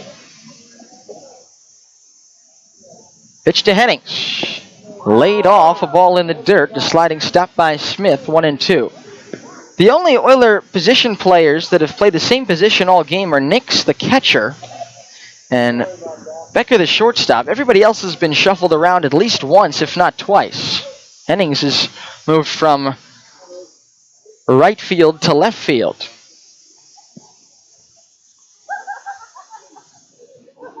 One, 2 is fastball outside. 2 balls and 2 strikes. And go back years from now and look at this game, look at this season. This game will certainly stand out on the scorebook. Might be the first page in the scorebook that rips out. 2-2. Is bounced up the middle off the glove of Hammond, deflected toward the shortstop. The Graybeck, who's only plays to first, and he throws out Hennings. 1-6-3. On a ground ball up the middle, Hammond's deflection off his glove kept it alive for Graybeck, who adjusted really nicely and was able to make the play. So it goes 1-6-3. Great play by Graybeck to end the 8th inning. In it for the Oilers, a run on 3 2-out hits, no errors, and 2 left on base for a total of 12 left on base in this game for the O's.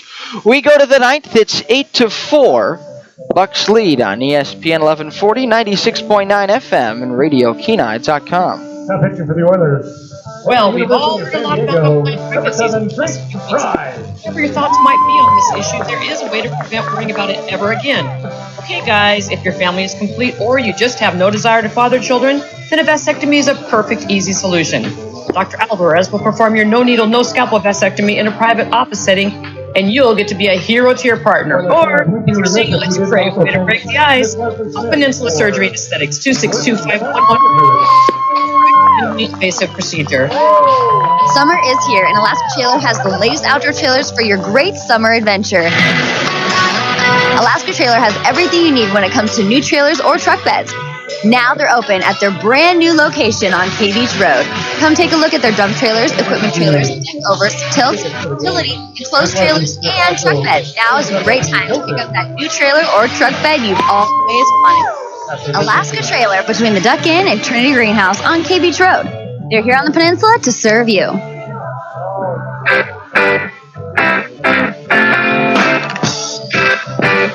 Top of the 9th inning and the pitching change for the O's as they bring in Drake Fries to get some work in from the top of the 9th. In for Shun Sakino, the pitching change brought to you by Peninsula Pumping, your local homegrown septic pumping company. When you need to get your septic pumped, give your bullpen sponsor a call. Peninsula Pumping, 907-262-5969.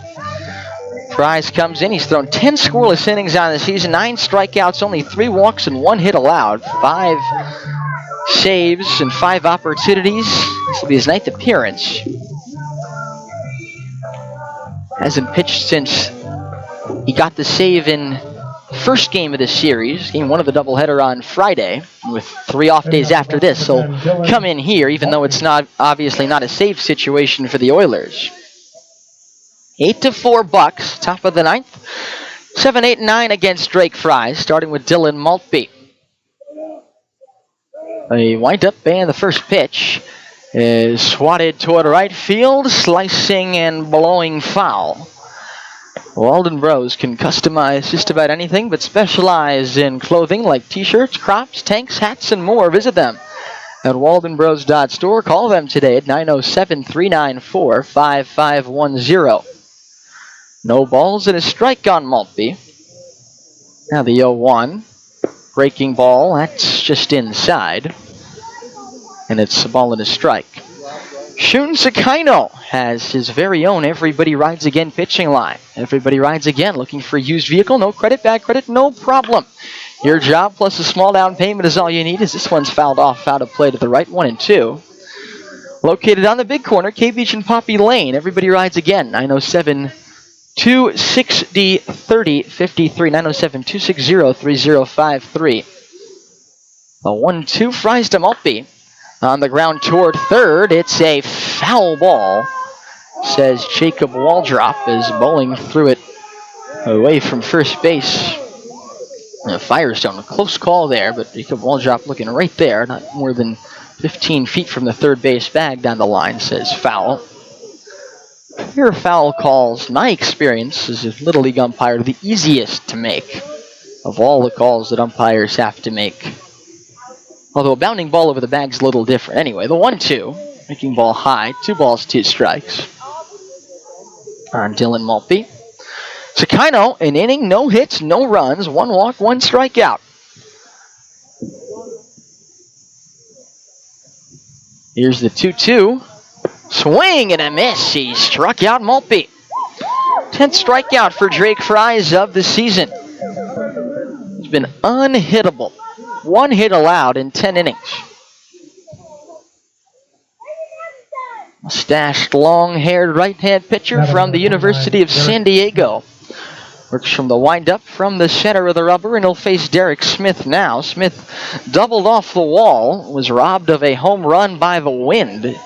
You might say his first time up. Since then, he struck out twice and walked.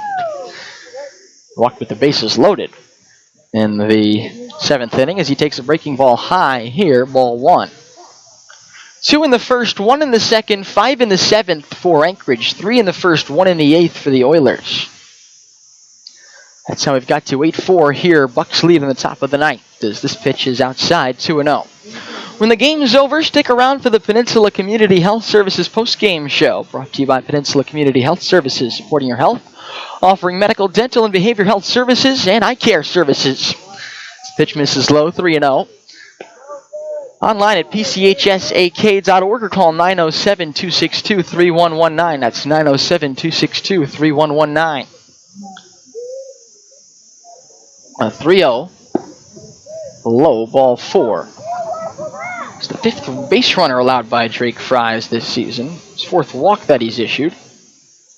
And Cody Graybeck will bat. He's 1 for 3 with a walk.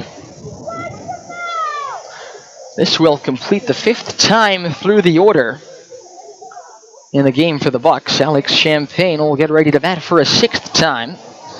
Barring a double play here, he's on deck. Looking ahead to the bottom of the 9th, the Oilers will have 5, 6, and 7 up in the order. Burnham, Nix, and Becker. First pitch to Graybeck is a fastball low, 1 ball and no strikes. Nobody warming up in the Bucs bullpen, so it seems like they're going to keep on Blake Hammond. See if they can get 4 innings out of him in relief. He's thrown 3 good innings, just allowing 1 run so far. Here's the 1-0. This ball fouled back. All in a strike. Brought to you by Walden Bros. They can customize just about anything, but specialize in clothing like t-shirts, crops, tanks, hats, and more. Visit them. WaldenBros.store. Call them at 907-394-5510. 1-1 to Graybeck. In for a strike. Right over the middle of the plate at the belt, and it's 1-2.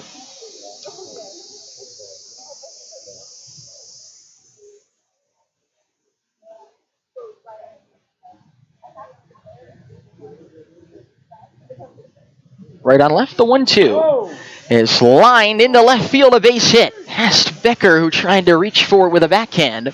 Stopping at second is Smith, and Graybeck has only the second hit that Drake Fries has given up all season. He'll try and preserve his 0 ERA against the top of the Bucs order. Starting with Alex Champagne, who's 2 for 4 with 2 singles, a walk, and 2 runs scored. 8 runs, 11 hits, 2 errors for the Bucs. 4 runs, 9 hits, 6 errors for the Oilers.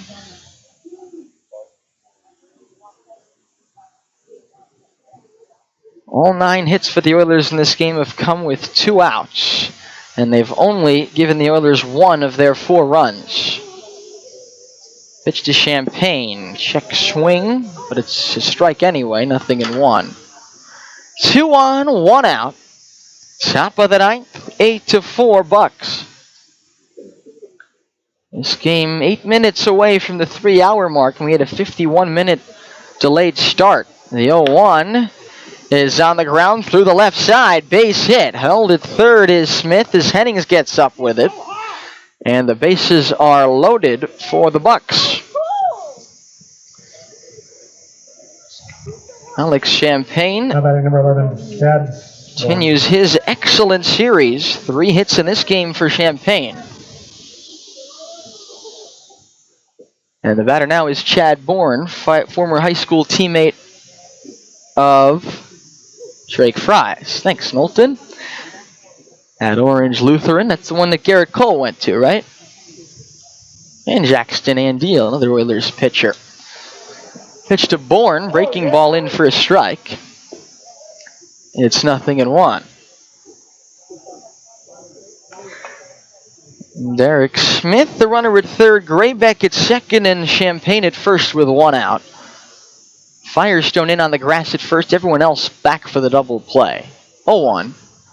Breaking ball high. 1 ball and 1 strike. First outing that Fries has run into anything resembling trouble. But it is one of his lower leverage appearances of the season, pitching in a game his team trails by 4 rather than a save situation. 1-1. Pass ball fouled off to the right, and it's 1-2. Crowd is thinned out quite a bit on this Monday night, now that we're nearing 10 o'clock in the evening. No lights at Coral Seymour Memorial Ballpark, but you don't need them in the summer. 1-2 to Bourne. Is lined toward right field. Shimashita over. Will have to play it on a hop. 1 run will score. The Bucs will go station to station as Shimashita gets it in. It's 9-4.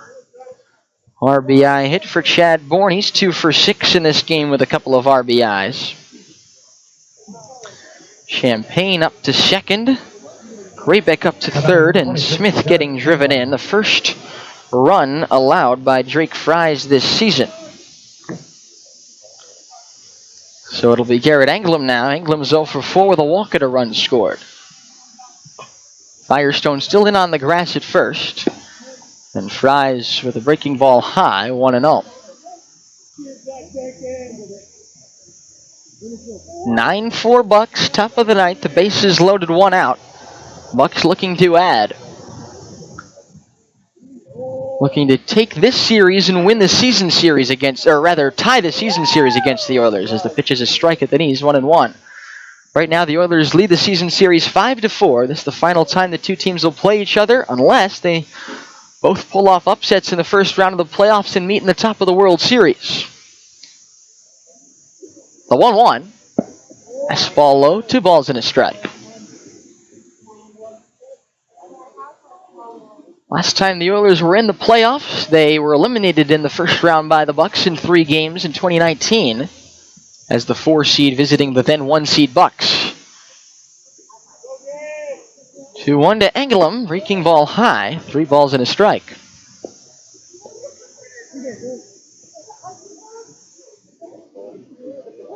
Bases loaded, 1 out. Fry's trying to avoid walking in a run.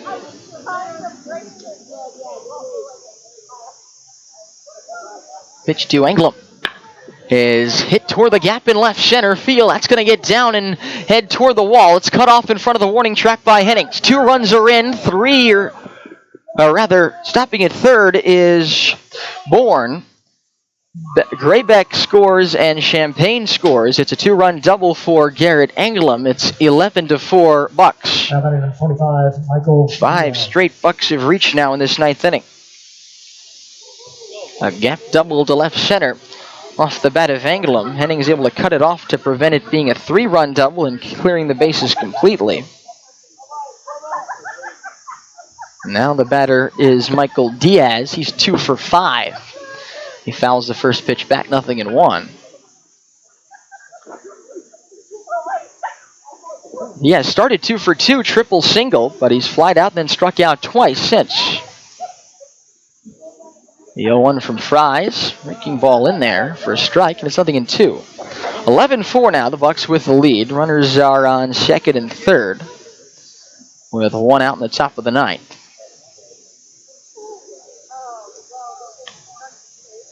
The 0-2 is grounded to short. Becker will field it to his left, throw to first in time to get Diaz. A run comes home on the play.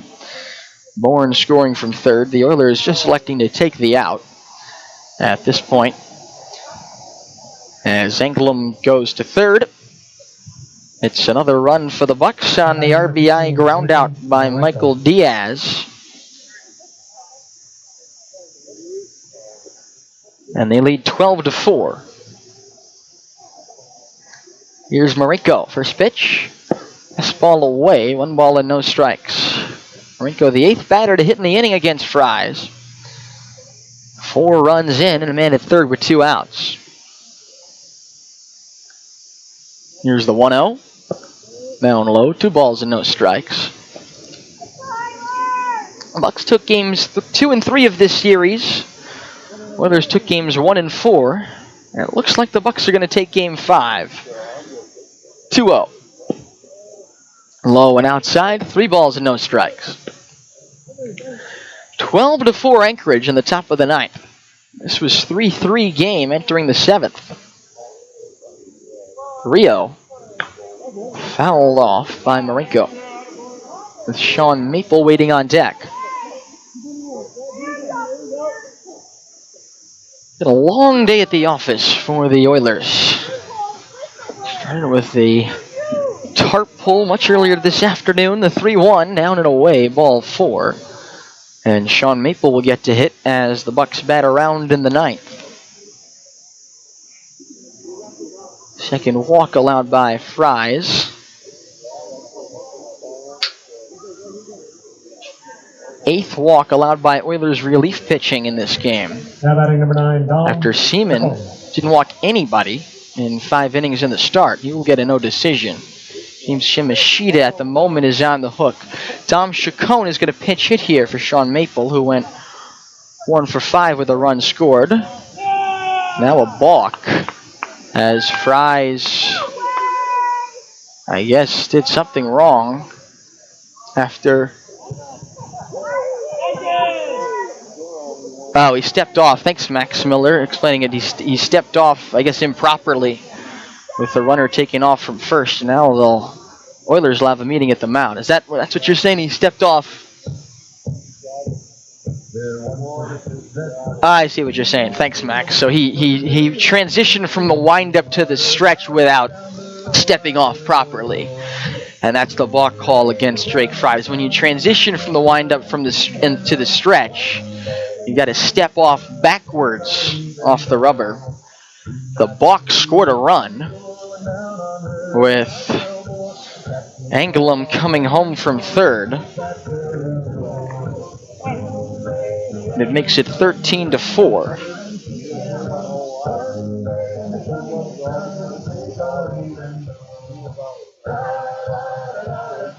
Walk is still an earned run because it's on the pitcher.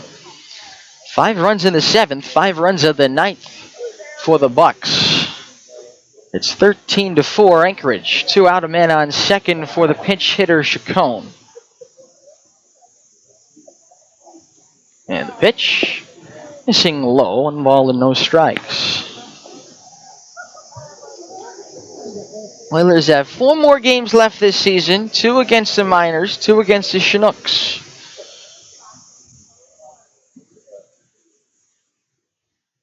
One-0 to Chacon. Is chopped high over the mound. Charging it is Shavery. Backhands, throws to first. Nice play for Jake Shaver, who's played 3 innings at second base, the last 3 all season. And he gets the Oilers out of the top of the 9th. But the Bucs open up the game even further. 5 runs come home on 4 hits. No errors. And 1 left on base. We go to the bottom of the 9th. It's 13-4 Bucs on ESPN 1140, 96.9 FM, and RadioKenai.com. Has your physician recommended that you have surgery? Look up Surgery Center of Kenai. We're an independent outpatient surgery center that provides a large scope Diaz of pitching. Quiet, friendly. New pitcher, right fielder is Diaz coming in to pitch. Surgeons and physicians and highly trained staff. Surgery Center of Kenai is contracted with most health plans: Aetna, Cigna, Blue Cross of Alaska, Federal Blue Cross, Medicaid, Workers' Comp, Multi-Plan, TRICARE, and VA. You can reach us at 325-2580 for the Miners and the Chinooks this weekend? Making a positive difference in our community one patient at a time. Frames and things. Okay, we don't know what's going on with the Chinooks. Come check out our Alaskan-made gift lines, including Bayshore Design wooden maps, Jackie McGann's metal artwork, a complete line of Burt's Throat products, pottery, soaps, original artwork by Bruce Nelson, Benjamin Stevens, Barbara LaValle, and so much more. Frames and Things is located at 43540 Whistle Hill Loop, next door to Brew at 602. Our hours are 9 to 5, Monday through Friday, and 10 to 4 on Saturday. You can also contact us by phone at 907-262-5248. Bottom of the 9th, the pitching change for the Bucs, brought to you by Peninsula Pumping, your local homegrown septic pumping company. When you need to get your septic pumped, give your bullpen sponsor a call. Peninsula Pumping, 907-262-5969. That's 907-262-5969. Michael Diaz is the new pitcher. He's the Bucs right fielder, the guy that leads the race for the batting title. Seen 2 other guys in that race for the batting title on the mound in this game as well, Sakino and Shimashita. Diaz will pitch the 9th. He's already pitched an inning in the series. Closed out the 13-8 win in Game 3 of the series on Saturday for the Bucs. Gave up 3 hits, including a long home run to Dalton Bowling, but only that 1 run. So Diaz replaces Blake Hammond, who went 3 innings, gives up 5 hits and 1 run, no walks and 2 strikeouts. He'll be in line for the win. This pitching line brought to you by Everybody Rides Again. Looking for a used vehicle? No credit, bad credit, no problem. Your job plus a small down payment is all you need. Located on the big corner. K Beach and Poppy Lane. Call 907-260-3053. Leading off for the Oilers, number 4, Casey Burnham. Whoa! BC Burnham will lead things off for the Oilers in the bottom of the 9th.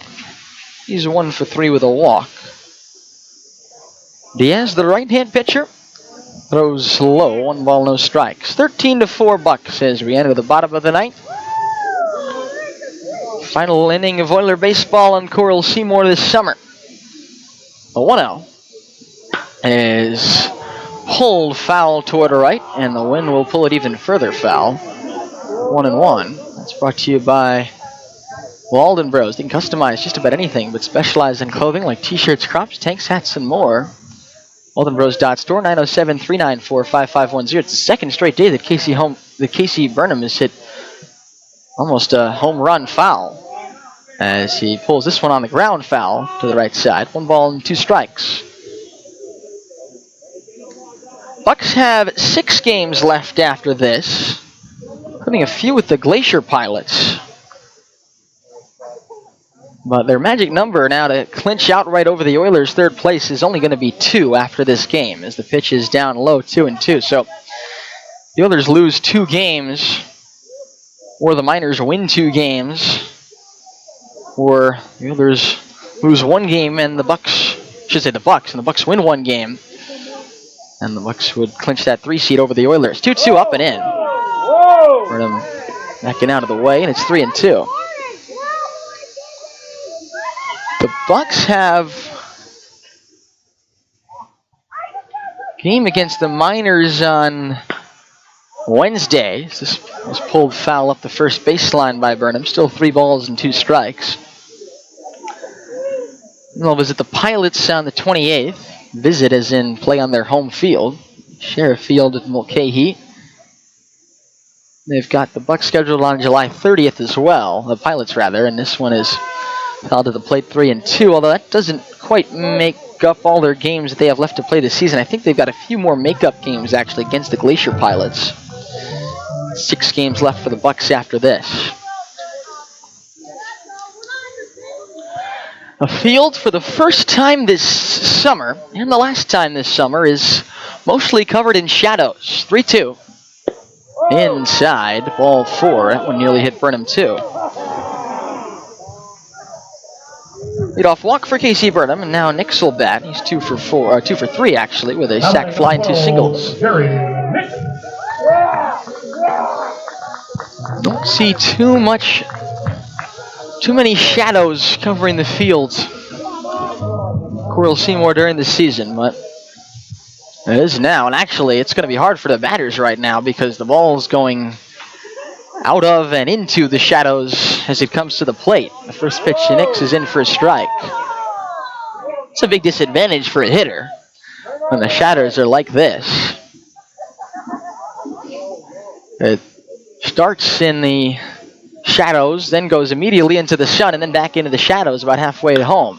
Nix bounces one to the left side, nearly cut off by the third baseman Maltby. Graybeck gets to it, but all he can do is bobble it around. It's an infield single for Jerry Nix, and the first 2 are on here against the position player pitching Michael Diaz. 3-hit game now for Jerry Nix, and here's Trey Becker. He's 1 for 4 with a bloop double. That's a hit. Definitely a hit off the bat of Nix. Tough play for Graybeck.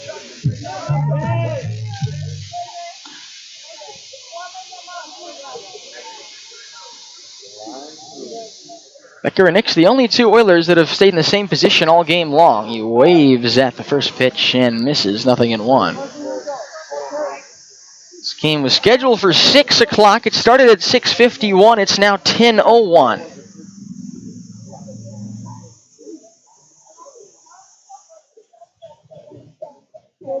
0-1 on Becker. Here's the pitch. Popped up. Right side. The wind is going to keep on blowing that into the bleachers. That ball started nearly in fair territory. And the wind saves Trey Becker there. 0-2.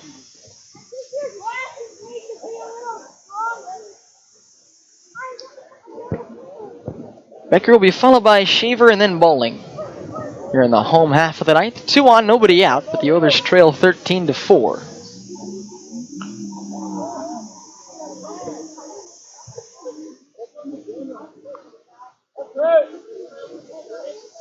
Nothing in 2 on Becker.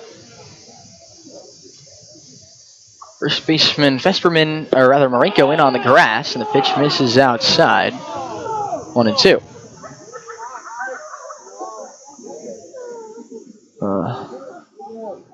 Crowd is thinning out by the minute here at Coral Seymour. Wild Bill's still here, though. The 1-2. Foul back. Is Wild Bill still here? Yeah, he is. 1 ball and 2 strikes on Trey Becker. It's the Oiler diehards that are staying to watch the O's one last time here at home in the shadows this summer. 1-2. Lined up the middle, and a backhand attempt by Champagne. By the time he grabs it, everyone's safe. Another infield hit.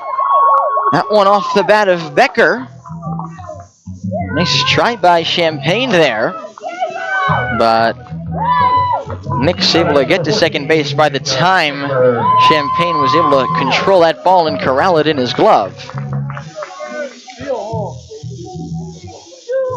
So Jake Shaver will bat with the bases loaded and nobody out here in the 9th inning with the Oilers down 9 runs. Right going on the grass at third. First pitch from Diaz, swing and a miss at a pitch that was high out of the strike zone. No balls and a strike. Shaver was coming up against the position player, thinking about dunking one over the left field fence, although Lynn might have something to say about that. The 0-1 down low. 1 ball and 1 strike. Dalton Bowling's on deck. He's put one over the left field fence this series against Michael Diaz. 1-1 the count. Now the pitch is lined toward right center, and that's a base hit. It gets down behind Champagne. Oilers had to hold initially, but they go station to station as Burnham scores. The first 4 Oilers have reached here in the 9th inning. It's 13-5. RBI hit for Shaver. Now batting number 22, Dalton Bowling. And here's Bowling with the bases loaded.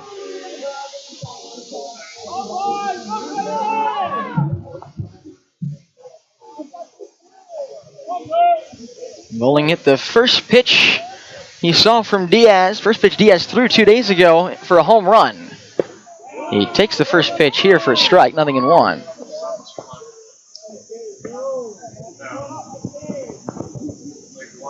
Bowling 0 for 2 in the game. He came in the 6th inning. Nick's at third, Becker at second, Shaver at first with no one out. The 0-1 in the dirt, blocked by Smith. 1 ball and 1 strike. Well, it's a long way back for the Oilers, but they've got the first 4 men on base and 1 in. Now, 12 hits in the game for the Oilers, 14 for the Bucs as Bowling crushes one, but it's foul. The wind will blow it, but not quite enough there. Nearly a home run foul there, out of the stadium to the left. 1 ball and 2 strikes still the count on Dalton Bowling. If it wasn't for the 5-run top of the 9th, this would be an ultimate. Actually, not an ultimate because it's not 2 outs, but this would be Bowling would be batting now as the winning run. But it's 13-5 still. The 1-2 in the dirt bounces away from Smith, and the Oilers will take a free base each as Nick's high steps across home plate and make it 13-6. That's a wild pitch from Diaz. It means Becker goes up to third and Shaver goes up to second.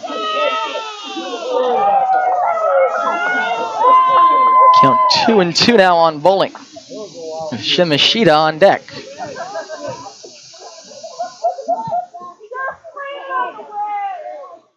Uh, 2-2 to Bowling.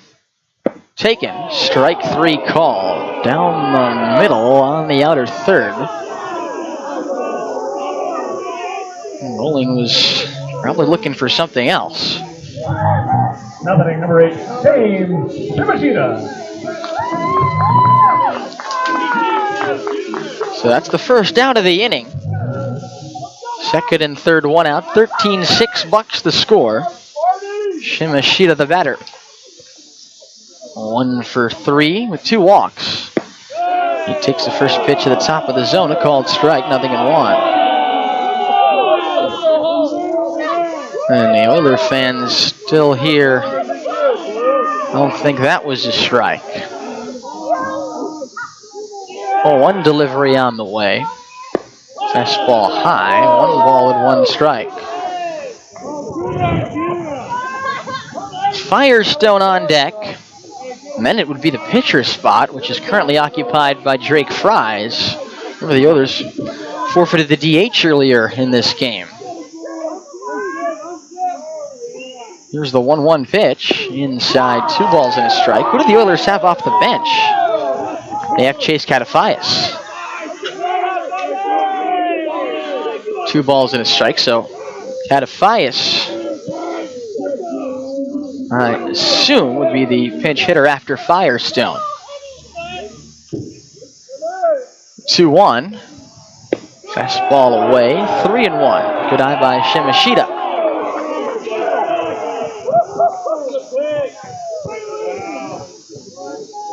Sounds loud for the number of fans that are still here.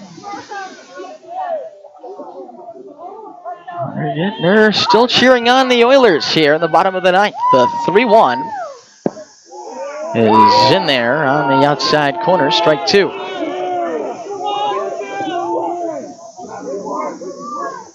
Count full with runners on second and third and 1 out. The Oilers still down 7 here in the bottom of the ninth. Payoff pitch is popped up into left field. Coming in the left fielder, he makes the catch and throws it in as Becker holds at third.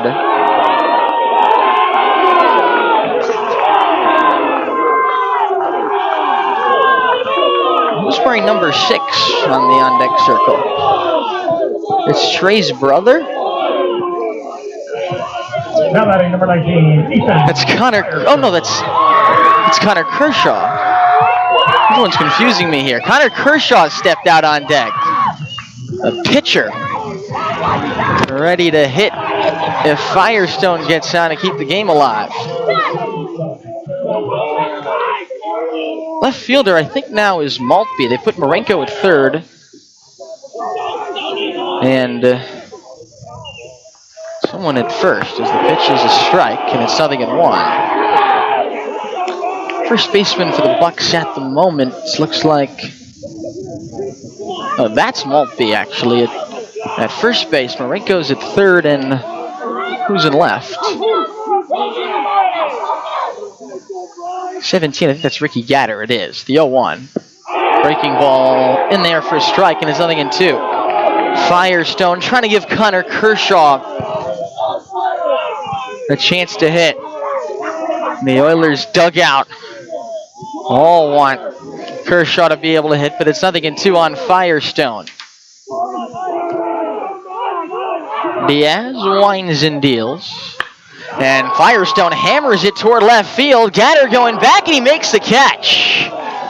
That retires the side. That ends the game. It's a 13-6 win for the Anchorage Bucs.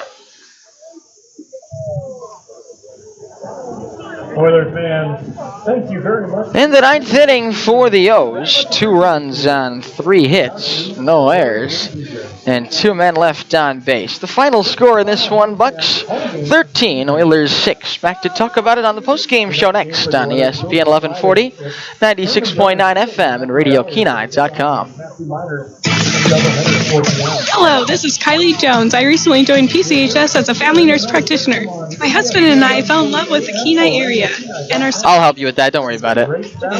I believe in the holistic approach of medicine. It's going to be a disaster. I don't know if it's going to let us even submit it. There's going to be so many errors. Appointment today, and we'll work together to help you live your healthy life. Call 907-262-3119. Peninsula Community Health Services, supporting your health. The Best Shop has immediate openings for CDL drivers and heavy-duty mechanics. These positions are full-time and pays based on experience. To apply, send your resume to bestmix@alaska.net or drop your resume off at The Best Shop on K Beach Road. The Best Shop has immediate openings. Just send your resume to bestmix@alaska.net or drop off your resume to The Best Shop on K Beach Road. The Best Shop, 907-262-8785. And now, it's time for the post-game show on ESPN 1140 and 96.9. Brought to you by Peninsula Community Health Services and The Best Shop. with game recaps and on-field interviews. Let's return to the field on ESPN.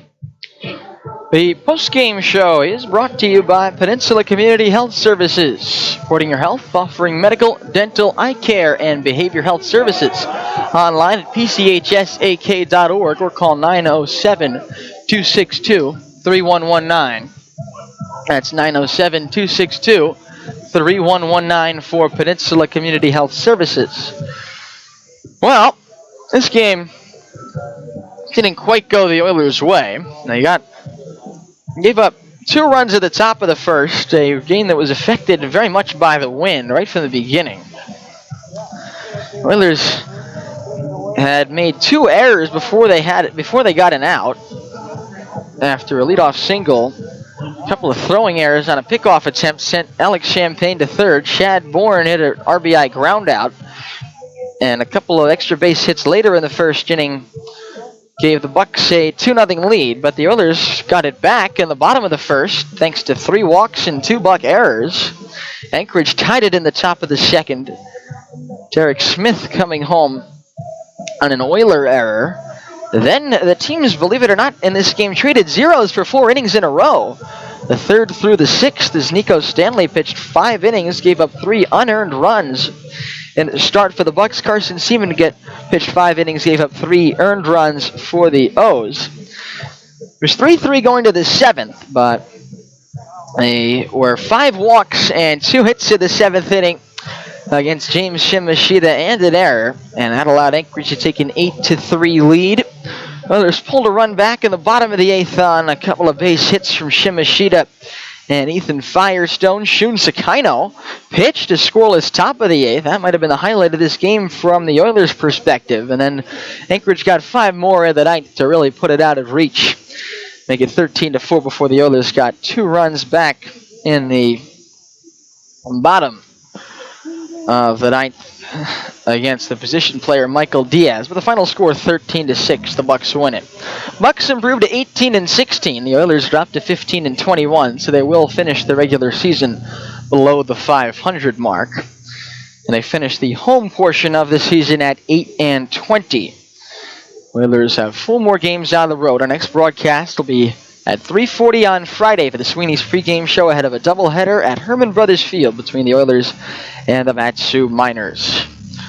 Oilers are still going to the playoffs. They've still clinched a playoff spot, but they're most likely now going to be the number 4 seed in the top of the world playoffs and have to visit whoever wins the battle between the Pilots and the Miners at the top of the standings. Right now, the Pilots have a pretty big advantage. They're up by a game and a half and with the tiebreaker.